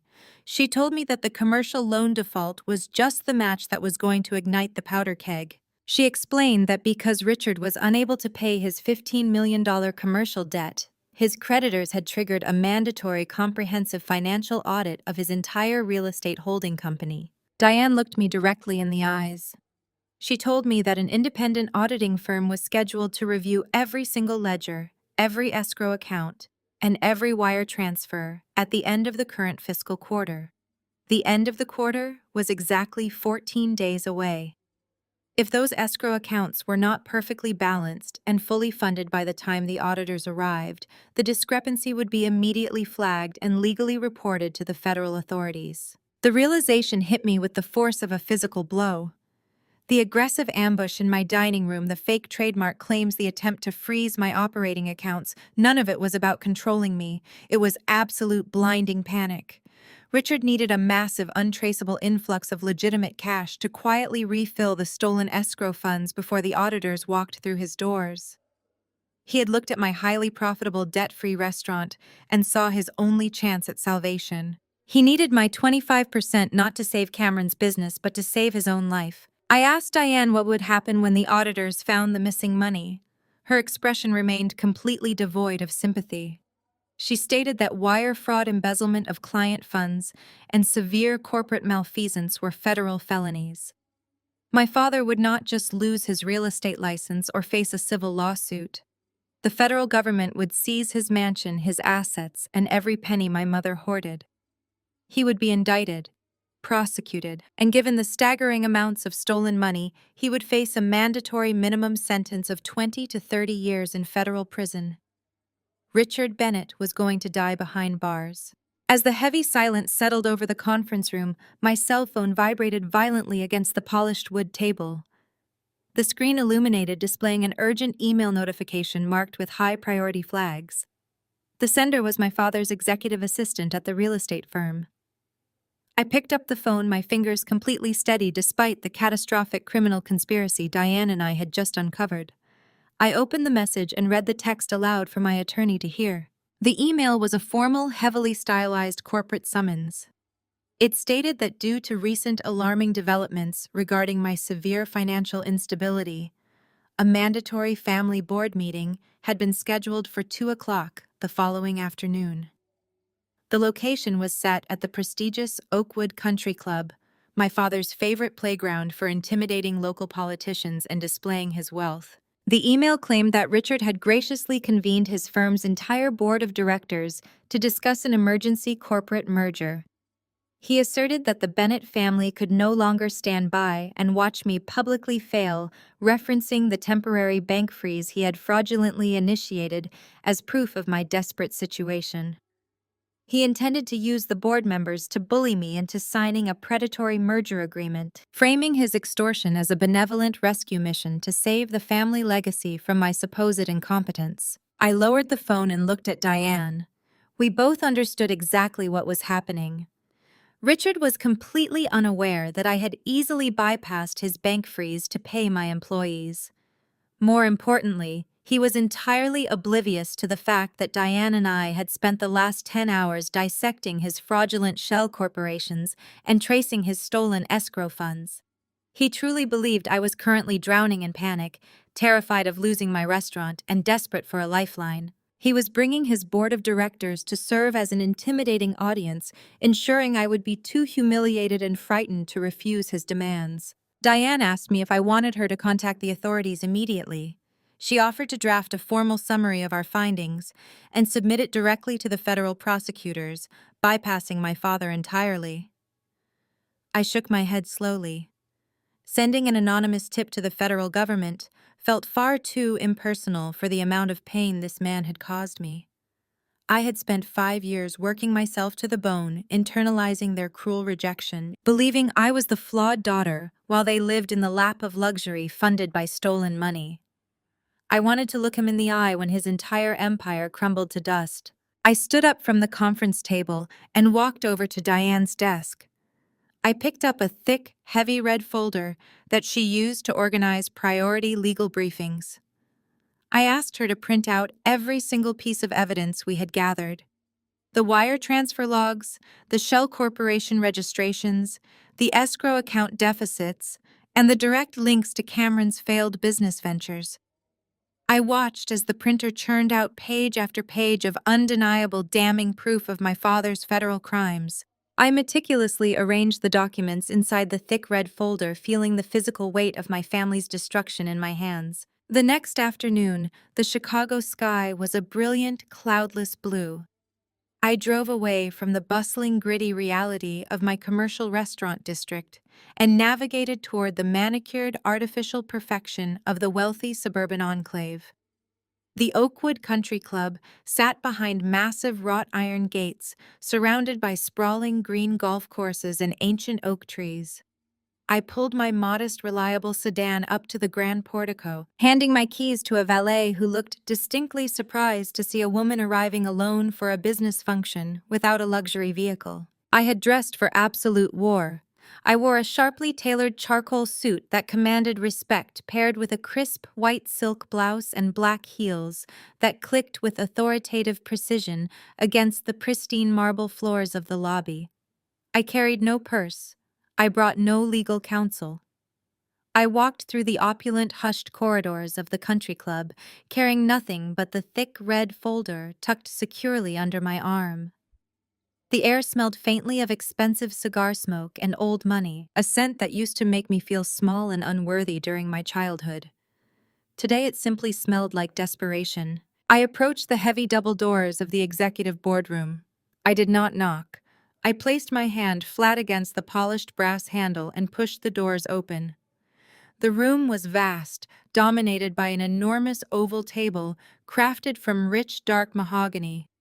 Floor-to-ceiling windows offered a sweeping view of the 18th hole, bathing the room in natural light. Sitting at the head of the table, projecting an aura of absolute dominance and smug satisfaction, was my father. Patricia sat to his right, wearing a designer dress and a patronizing smile. Cameron lounged to his left, attempting to look bored, but failing to hide his nervous energy. Ranged along the sides of the long table were 6 older men wearing dark, expensive suits. These were the senior members of his board of directors, powerful men who controlled massive urban development projects. They all turned to stare at me as I walked into the room. The silence was thick and heavy, designed to make me feel small and isolated. I did not break my stride. I walked the entire length of the room with my head held high, my posture perfectly straight. I reached the single empty chair positioned at the far end of the table, directly opposite my father. I did not sit down. I stood at the end of the mahogany table, looking at the powerful men who thought they were about to witness my surrender. I met my father's triumphant gaze, holding his stare with an icy, unblinking calm.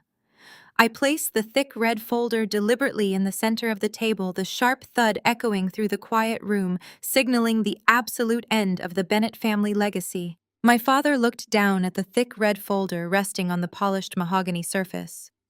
For a fraction of a second, a flicker of genuine uncertainty crossed his features. It was a microscopic break in his carefully constructed armor of arrogance. But Richard Bennett was a man who had spent his entire life bullying people into absolute submission.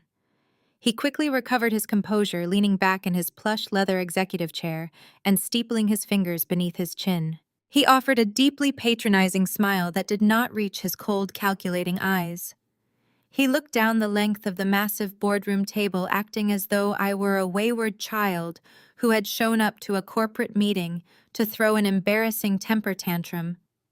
Patricia shifted in her seat, adjusting her expensive designer dress and smoothing out invisible wrinkles to mask her own nervous energy. Cameron let out a loud, dramatic sigh, checking his heavy gold wristwatch, as if my presence were a profound waste of his highly valuable time. The 6 older board members remained entirely silent, observing the tense family dynamic with cautious professional detachment. They were powerful men who valued decorum and vast wealth above all else, and they clearly viewed me as a disruptive emotional element in their otherwise orderly afternoon agenda. My father cleared his throat, producing a deep, resonant sound designed to command immediate, absolute attention from everyone in the room.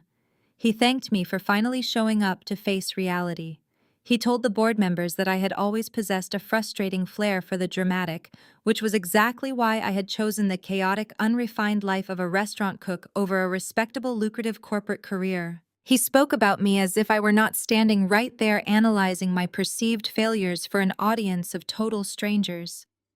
He stated that the Bennett family had graciously tolerated my little rebellion for 5 years, hoping the harsh, brutal realities of the business world would eventually teach me a valuable, necessary lesson about humility and respect. He reached out and slid a thick, legally bound document across the dark wood of the conference table. The heavy papers glided smoothly, stopping just a few inches from my hands.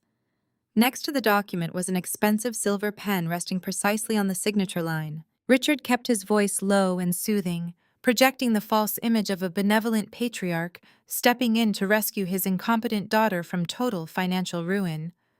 He addressed the room at large, claiming that my restaurant was currently drowning in insurmountable debt and facing immediate operational collapse.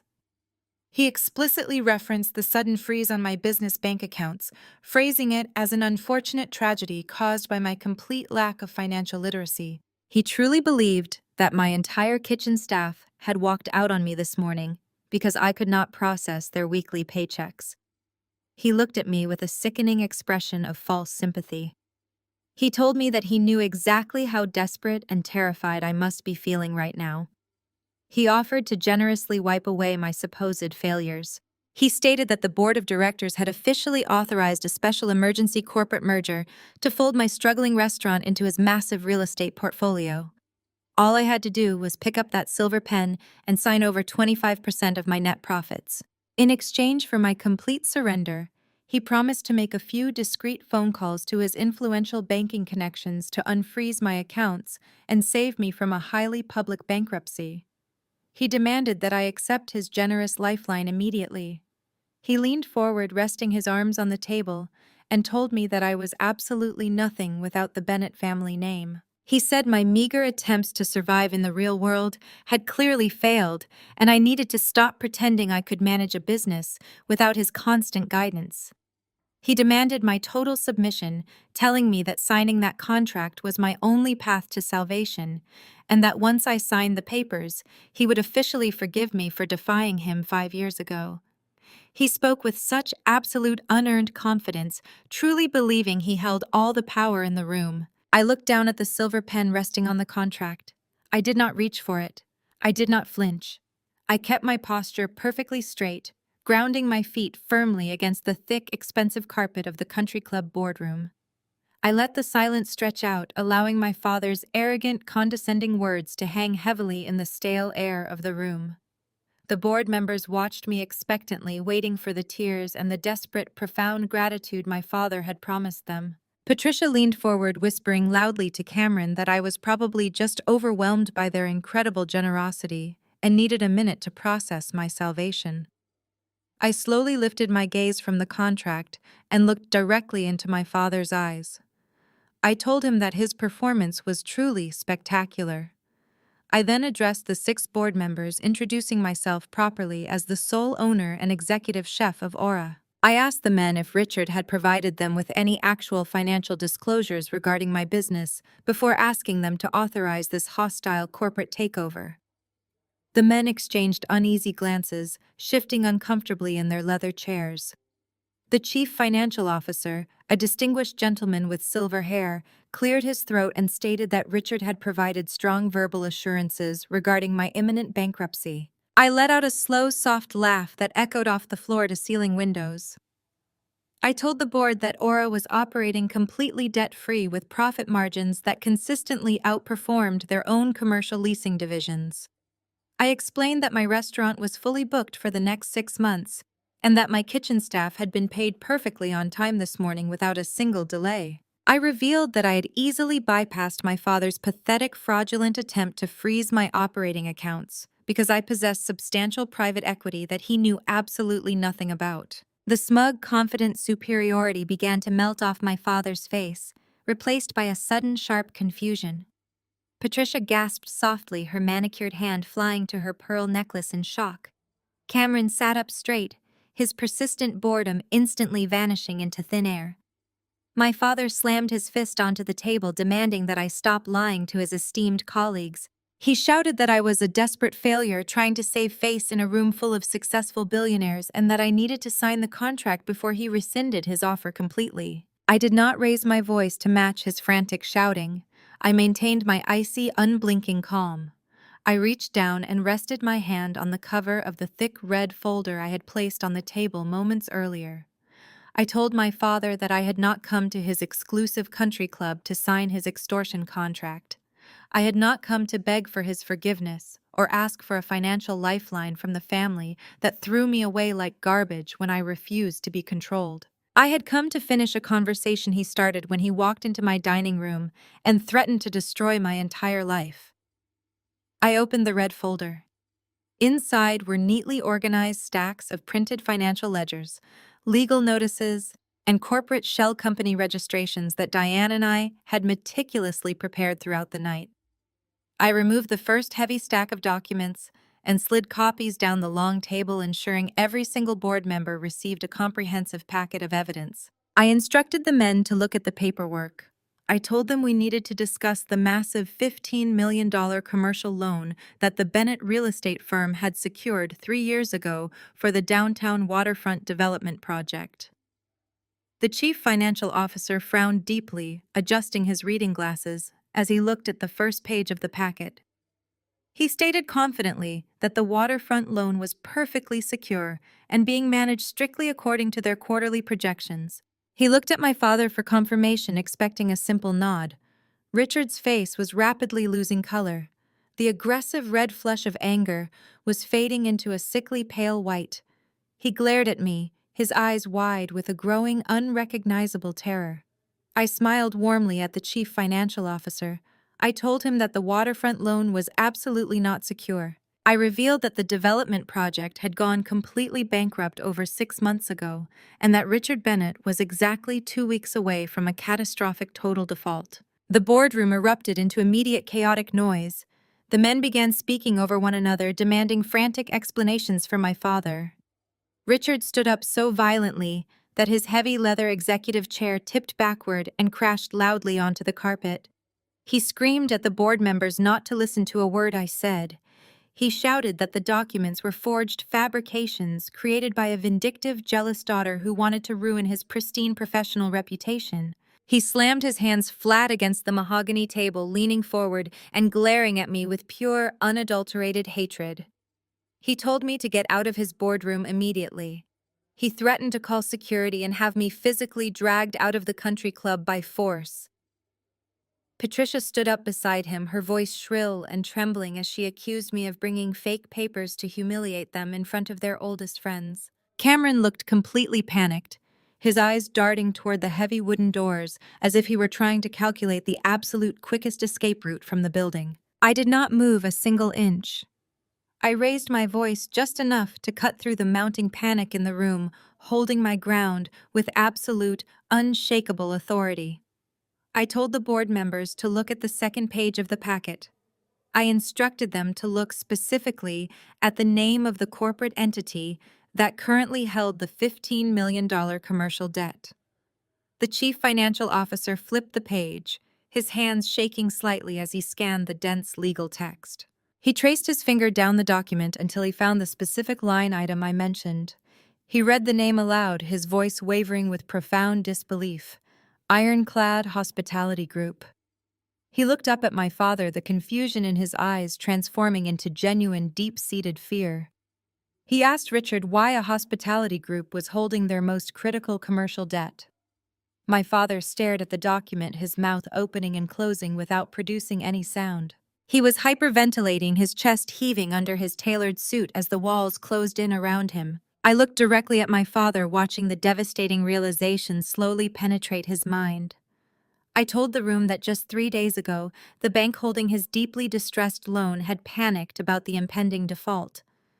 They had quietly shopped the bad debt around to private investors, looking to offload the massive financial liability before it exploded and damaged their own portfolios. I explained that my private holding company had made an aggressive cash offer to purchase the debt for pennies on the dollar, securing the legal rights to the entire $15 million obligation. I told Richard that he had walked into my restaurant threatening to call my landlord to have me mercilessly evicted. He had bragged about his powerful connections and his ability to crush my livelihood with a single phone call. Then he had tried to steal my signature recipes and freeze my banking accounts, attempting to starve me into submission. He thought he was playing a brilliant game of corporate chess against an unarmed, helpless opponent. I placed both hands on the table, leaning in to deliver the final devastating blow. I told Richard Bennett that Ironclad Hospitality Group was my private asset management firm. I was the sole proprietor and the majority shareholder of the investment group that had just purchased his massive financial liability. I let the silence stretch out, allowing the absolute gravity of the situation to crush the air completely out of his lungs. I told my father that I was not just the landlord of the commercial block where my restaurant operated. I was now the sole legal owner of his catastrophic $15 million debt. I was his primary creditor. I held his entire financial existence entirely in the palm of my hand, and I had absolutely zero intention of granting him any extensions, grace periods, or corporate forgiveness. The profound silence that followed my declaration hung over the boardroom like a thick, heavy fog. My father sat perfectly still, his chest rising and falling with rapid, shallow breaths, as his mind desperately scrambled to process the catastrophic reality I had just placed before him. He opened his mouth to speak, but his throat was dry, and no sound emerged. The 6 board members were entirely frozen, their eyes darting nervously between Richard and me. They were watching a titan of Chicago real estate crumble into a pathetic, terrified old man right before their very eyes. Patricia broke the silence with a sharp, trembling gasp. She looked at her husband with wide, panicked eyes, waiting for him to unleash his usual commanding fury, to assert his dominance, and prove that I was simply a hysterical daughter making wild, unfounded claims. But Richard did not scream. He did not slam his fist. He reached forward with a visibly shaking hand and pulled the top document toward him. His eyes scanned the legal text, tracking the undeniable proof that Ironclad Hospitality Group was indeed the sole registered owner of his deeply distressed $15 million commercial debt. I watched the exact moment the last remnant of his arrogant denial finally shattered. His shoulders slumped forward and a bead of cold sweat rolled slowly down his temple. He looked up at me, his face entirely devoid of color. He asked me in a strained, hoarse whisper what exactly it was that I wanted from him. He assumed I was there to negotiate a brutal extortion deal mirroring the very same tactic he had tried to use against me just 24 hours ago in the very middle of my crowded restaurant dining room. I reached into my red folder one more time. I pulled out a heavy stack of formal legal documents bound with a thick blue backing and stamped with the official seal of the Cook County Circuit Court. I slid the heavy packet across the long mahogany table. The papers glided smoothly over the polished wood, coming to a sudden stop directly against his trembling hands. I told him that I did not want a single thing from him. I stated clearly and calmly that I was officially serving him with formal foreclosure papers for total absolute non-payment. I explained that the grace period on the $15 million commercial loan had officially expired at midnight last night. As his primary legal creditor, I had full authorization to initiate immediate asset seizure. I told the room that my attorneys had already filed the necessary paperwork with the federal bankruptcy court this morning. I was foreclosing on the downtown waterfront property, the surrounding commercial developments, and every single collateral asset tied to his failing corporate portfolio. I told my father that his entire real estate empire now belonged completely entirely to me. The word foreclosure echoed through the opulent boardroom like a gunshot. Mr. Harrison, the chief financial officer, let out a strangled cough, pressing his hand against his chest as if he were experiencing a sudden physical pain. The other board members shifted in their plush leather chairs, the scent of impending corporate death suddenly overpowering the faint aroma of expensive cigar smoke. They understood the brutal mechanics of commercial real estate. A massive default of this staggering magnitude would trigger a catastrophic chain reaction, cross-defaulting every single ongoing development project under the Bennett corporate umbrella. Richard stared down at the official court seal stamped on the foreclosure documents. The primal fear in his eyes was suddenly eclipsed by a massive, desperate surge of pure, unadulterated, venomous rage. The wounded animal was finally lashing out. He stood up so violently that the heavy mahogany table actually shook under his weight. He grabbed the foreclosure papers and threw them fiercely across the room, the pages scattering wildly over the expensive, thick patterned carpet. He pointed a trembling finger directly at my face, screaming that I was an ungrateful, malicious parasite. He shouted that I would never take his properties from him. He turned to the stunned board members, his voice echoing with absolute, desperate fury. He demanded that they immediately authorize an emergency legal defense fund. He declared that he was going to use the entire massive war chest of the real estate firm's corporate operating capital to drag my holding company through the most brutal, protracted legal battle the city of Chicago had ever seen. He promised to tie up the foreclosure in endless appellate courts for the next 10 years, bleeding me absolutely completely dry. He leaned heavily over the table, his face dark red with explosive anger. He told me that his corporate lawyers would bury me under thousands of injunctions and discovery motions until my highly profitable restaurant was totally bankrupt from legal fees. He swore he would destroy my reputation, my business, and my private equity trust, using every single $1 million asset sitting in the Bennett firm's massive commercial bank accounts. He demanded that Mr. Harrison instantly release a $5 million legal retainer to initiate the swift, aggressive corporate counterstrike against my own private firm. I stood perfectly still, letting his desperate screaming wash over me without flinching. When he finally stopped to catch his breath, his chest heaving under his ruined, tailored suit, I offered him a cold, devastating smile. I turned my attention away from my father and looked directly at the chief financial officer. I asked Mr. Harrison if he was actually going to release a full $5 million in operating capital to fund a personal vendetta against a legal creditor. I asked him if the firm even had $5 million left in their primary commercial accounts. Mr. Harrison looked deeply offended by the question.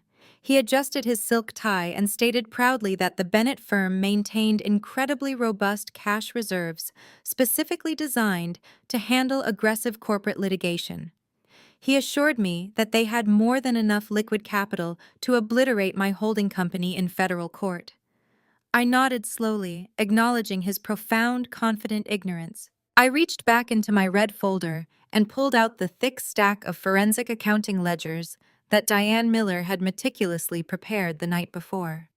I slid the highly detailed financial documents directly toward Mr. Harrison. I told the chief financial officer that he was operating under a catastrophic, deeply dangerous delusion. I explained that the robust cash reserves he believed the firm possessed were nothing more than a carefully fabricated financial mirage.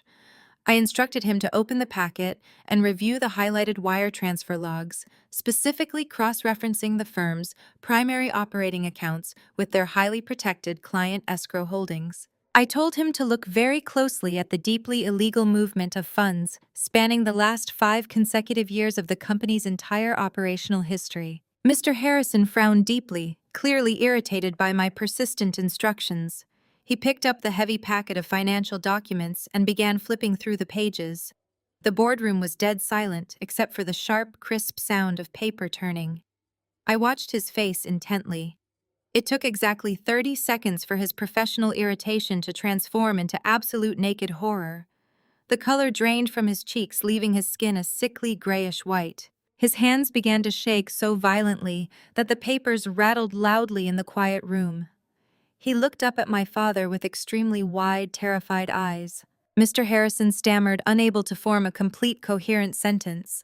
He pointed a trembling finger at the highlighted ledgers, demanding to know what Richard had done. I did not wait for my father to formulate another pathetic, desperate lie. I raised my voice, ensuring every single powerful man in that room heard the devastating truth.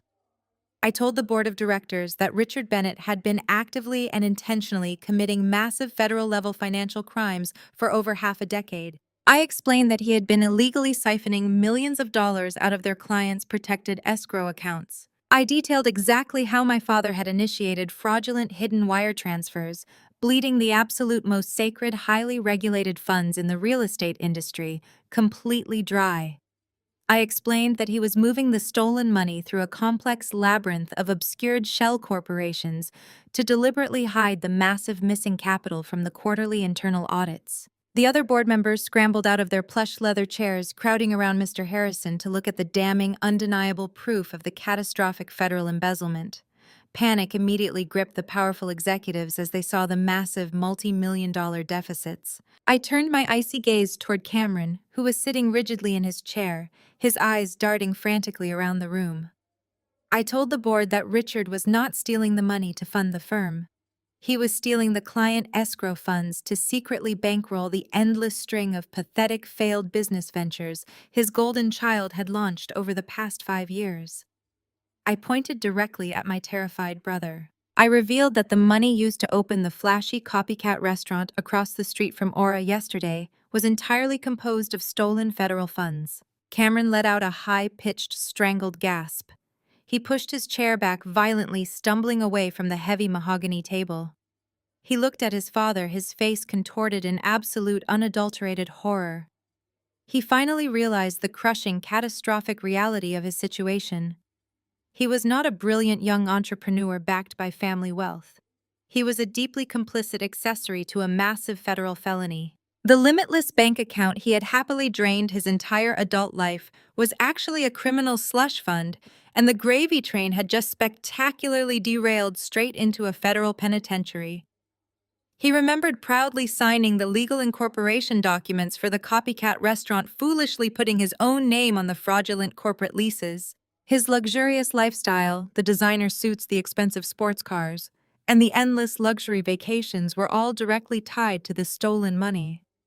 The chilling reality set in that he would not just lose his comfortable lifestyle, he was going to be indicted. He would trade his custom-tailored jackets for a federal prison uniform. The boardroom instantly descended into absolute, untamed chaos. The 6 board members physically backed away from Richard, as if he were carrying a highly contagious, deadly disease. Mr. Harrison threw the accounting ledgers onto the table, shouting that Richard had completely destroyed them all. He screamed that when the independent auditors arrived next week, the federal government would seize every single asset the firm possessed. The men began pulling out their expensive smartphones, their hands shaking wildly as they frantically dialed their high-priced personal defense attorneys and crisis management teams, trying desperately to save themselves. Richard stood completely alone at the head of the table. The illusion of his immense, untouchable power was totally shattered. He looked at the powerful executives who were currently abandoning him, scrambling to sever all professional ties before the federal indictments dropped. He looked at his terrified, weeping wife and his cowardly, panicked son. His entire empire, carefully built on a foundation of ruthless intimidation and arrogant entitlement, had just collapsed into dust in a matter of minutes. He opened his mouth to speak, but he had absolutely no authority left to command the room. He looked at me, his eyes hollow and defeated. He finally understood the profound, devastating magnitude of his mistake. He had tried to crush the daughter he threw away, thinking I was a helpless, vulnerable victim he could easily exploit for quick cash. Instead, I had returned as the architect of his absolute, total destruction.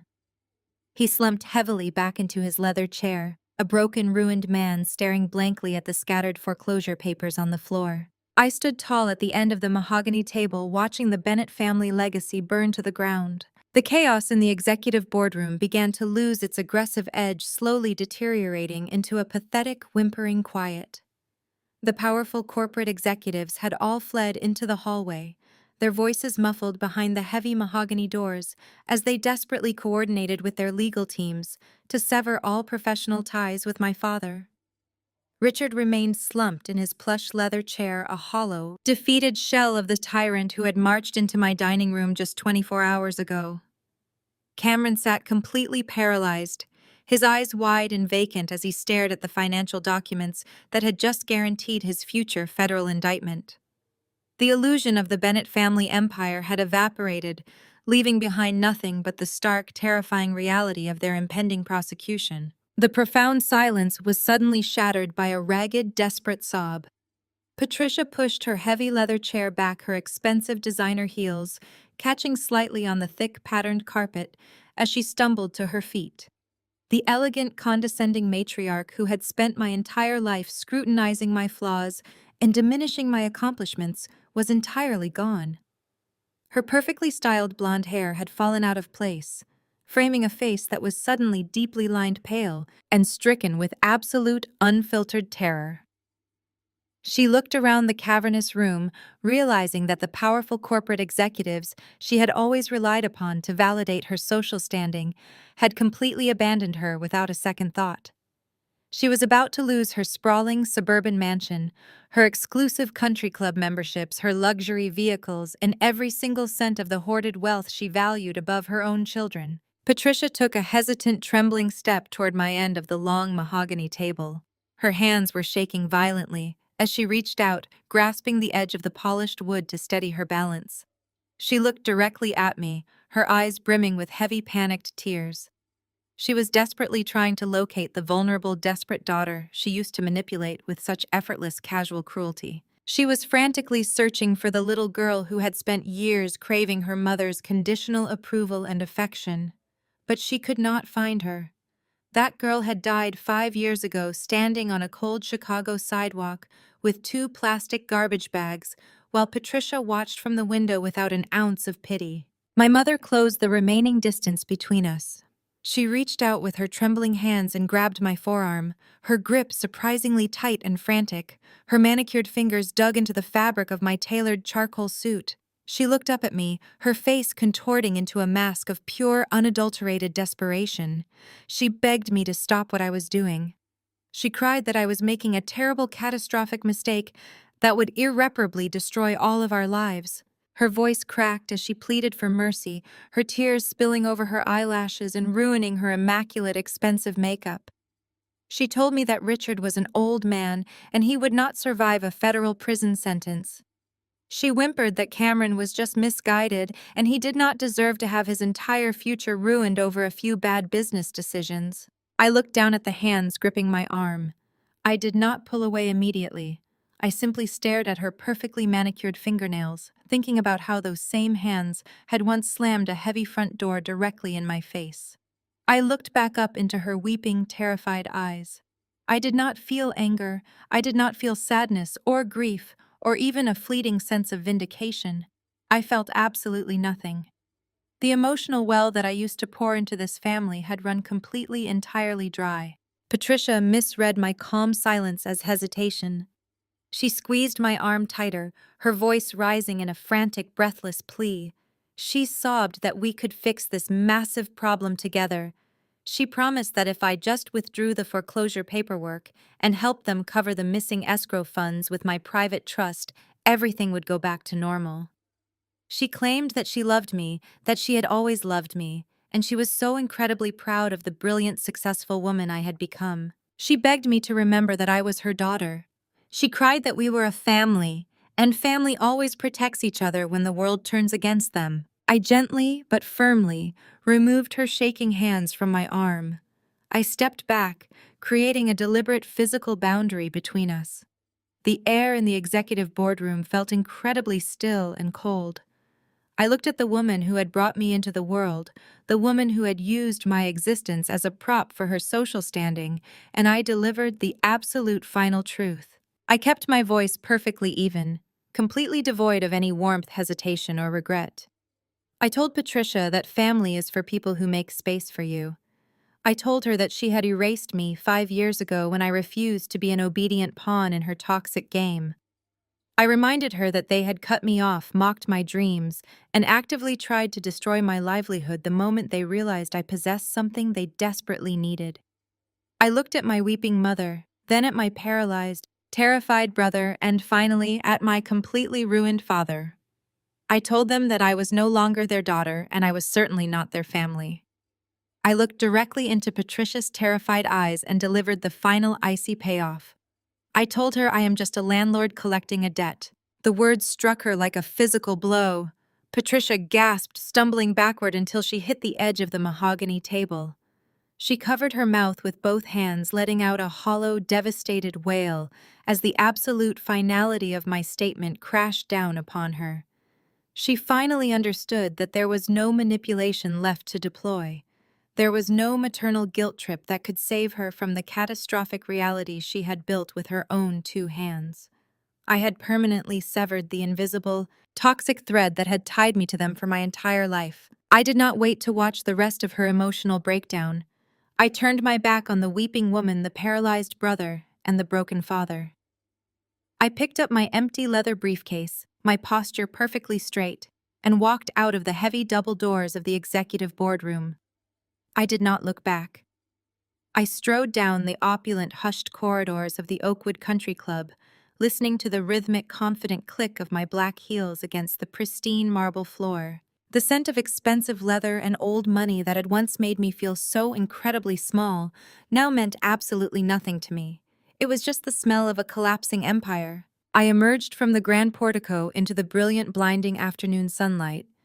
The crisp Chicago air hit my face clean and incredibly sharp.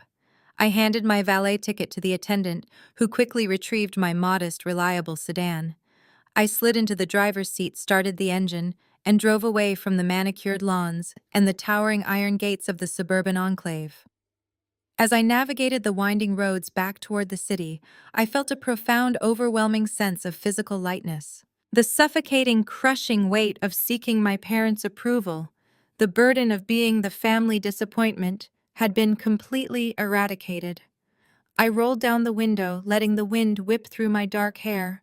I was entirely, undeniably free. The drive back to the bustling, gritty heart of the commercial restaurant district felt like a quiet, deeply personal victory lap.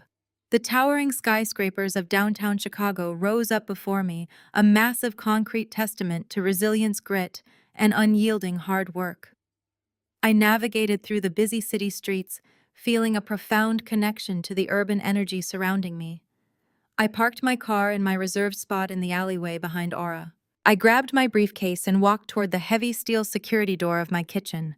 The moment I turned the metal handle and pushed the heavy door open, the magnificent chaotic symphony of my real life washed over me. The kitchen was operating at absolute peak efficiency in preparation for the evening dinner service. The intense, searing heat of the commercial grills, the sharp, rhythmic chopping of knives against heavy wooden cutting boards, and the rich, complex aroma of roasting garlic and wood smoke hit my senses like a warm, welcoming embrace. This was my true sanctuary. This was the empire I had built with my own two hands, forged in the fires of my own relentless determination and absolute refusal to fail. My sous chef looked up from the busy plating station as I walked through the swinging doors. His face broke into a massive, relieved smile. He quickly wiped his hands on his white apron and walked over to me, clapping me firmly on the shoulder. He told me that the reservation system had completely crashed again because the demand for tables was so astronomically high. He said the phone had been ringing off the hook all afternoon, and they had officially waitlisted the main dining room through the end of the calendar year. He looked at me with genuine, profound respect, asking if everything had gone smoothly at my corporate meeting. I smiled back at him, feeling a deep, abiding warmth spread through my chest. I told him that the meeting was highly successful, and the administrative banking issues had been permanently, unequivocally resolved. I walked slowly through the bustling kitchen, making direct, appreciative eye contact with every single member of my staff. I saw Leo, the young prep cook, who had almost betrayed me, working diligently at his station with a renewed sense of fierce, absolute loyalty. I saw the line cooks, the dishwashers, and the expediters moving together in a beautiful, synchronized dance of culinary excellence. These were the dedicated people who showed up for me every single day. These were the people who deeply respected my vision, who worked alongside me through the grueling 14-hour shifts, and who believed in the standard of absolute perfection we had created together. This was my chosen family, and we were thriving in a spectacular way the Bennett real estate firm never could. I walked out of the hot, noisy kitchen and stepped into the serene, softly lit dining room. The expansive space was immaculate, the white tablecloths perfectly pressed, the crystal water glasses gleaming beautifully under the warm, ambient lighting.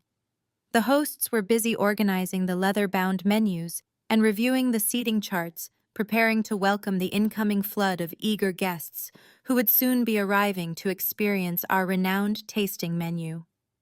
I walked over to the prominent, illuminated wall located just near the mahogany host stand. Hanging there, displayed in a sleek, minimalist black frame, was the freshly printed glowing review from the lead regional Michelin food critic. The article praised Aura as an absolute sanctuary of mastery and boldly declared me a visionary chef operating at the absolute peak of my powers. I reached out and gently straightened the frame, letting my fingertips linger on the cool glass. It was the ultimate, undeniable validation of my 5 years of relentless, agonizing sacrifice. I turned away from the framed review and walked back into the beating heart of my kitchen. I set my leather briefcase down in my small, organized back office. I took off my tailored charcoal suit jacket, carefully hanging it over the back of my desk chair. I unbuttoned the cuffs of my white silk blouse and rolled the sleeves up past my elbows, ready to get to work. I reached for my pristine white chef coat, sliding my arms into the familiar, comfortable fabric that felt like a second skin. I pulled my dark hair back, securing it tightly away from my face. I walked over to my pristine stainless steel prep station, pulling my favorite chef's knife from its magnetic wooden block. I reached for my heavy dark canvas apron, wrapping the thick woven strings around my waist and tying them into a tight, secure knot at my front. The simple, repetitive action grounded me, connecting me directly to the physical reality of my craft. I looked around my booming restaurant, listening to the energetic, joyful chatter of my dedicated staff. I thought about the ruined, terrified family I had left behind in that country club boardroom, currently drowning in their own toxic criminal failures. I felt absolutely no pity for them, no lingering regret, and no sorrow. They had tried everything in their power to completely erase me, but I had written my own spectacular story. I stood tall at my station, holding my knife, feeling completely free, profoundly victorious, and absolutely ready for service. While I am an AI and don't experience the sting of betrayal or the heat of a commercial kitchen, analyzing Evelyn's journey reveals some incredibly grounding truths about human resilience. Here is the core lesson to take away from her story. Evelyn's triumph wasn't just about financial revenge, it was a masterclass in self-worth and independence. Her journey highlights several crucial realities. Your worth is not defined by others. Evelyn's family tried to diminish her passion, labeling her a failure for not conforming to their toxic, status-obsessed expectations. She proved that your value isn't inherited, it is built through grit, late nights, and an unyielding belief in your own vision. Boundaries are your greatest armor. Walking away from toxic people isn't a sign of weakness, it is the ultimate act of self-respect. Evelyn didn't let her family's emotional manipulation force her into submission. She drew a hard line, proving that sharing DNA doesn't give anyone a free pass to exploit you. True family is chosen. Blood doesn't guarantee loyalty. While Evelyn's biological family tried to sabotage her livelihood for their own greedy survival, she found her real family in the trenches of her restaurant. The dedicated staff who respected her leadership and shared her pursuit of excellence. Success is the best retaliation. Evelyn didn't waste her energy trying to actively destroy her family. Their own greed and choices did that for them. True victory isn't about seeking vengeance. It is about becoming so undeniably successful and free that the opinions of those who doubted you no longer matter. Have you ever had to draw a hard line to protect your own peace, your business, or your dreams? Don't let anyone, even family, dim your light, or try to claim credit for your hard-earned success. Share your story of resilience and boundary setting in the comments below. If my journey inspired you to stand your ground and build your own empire, hit that like button and subscribe for more stories of triumphant independence. Tie on your apron, step into your power, and show the world exactly what you're made of.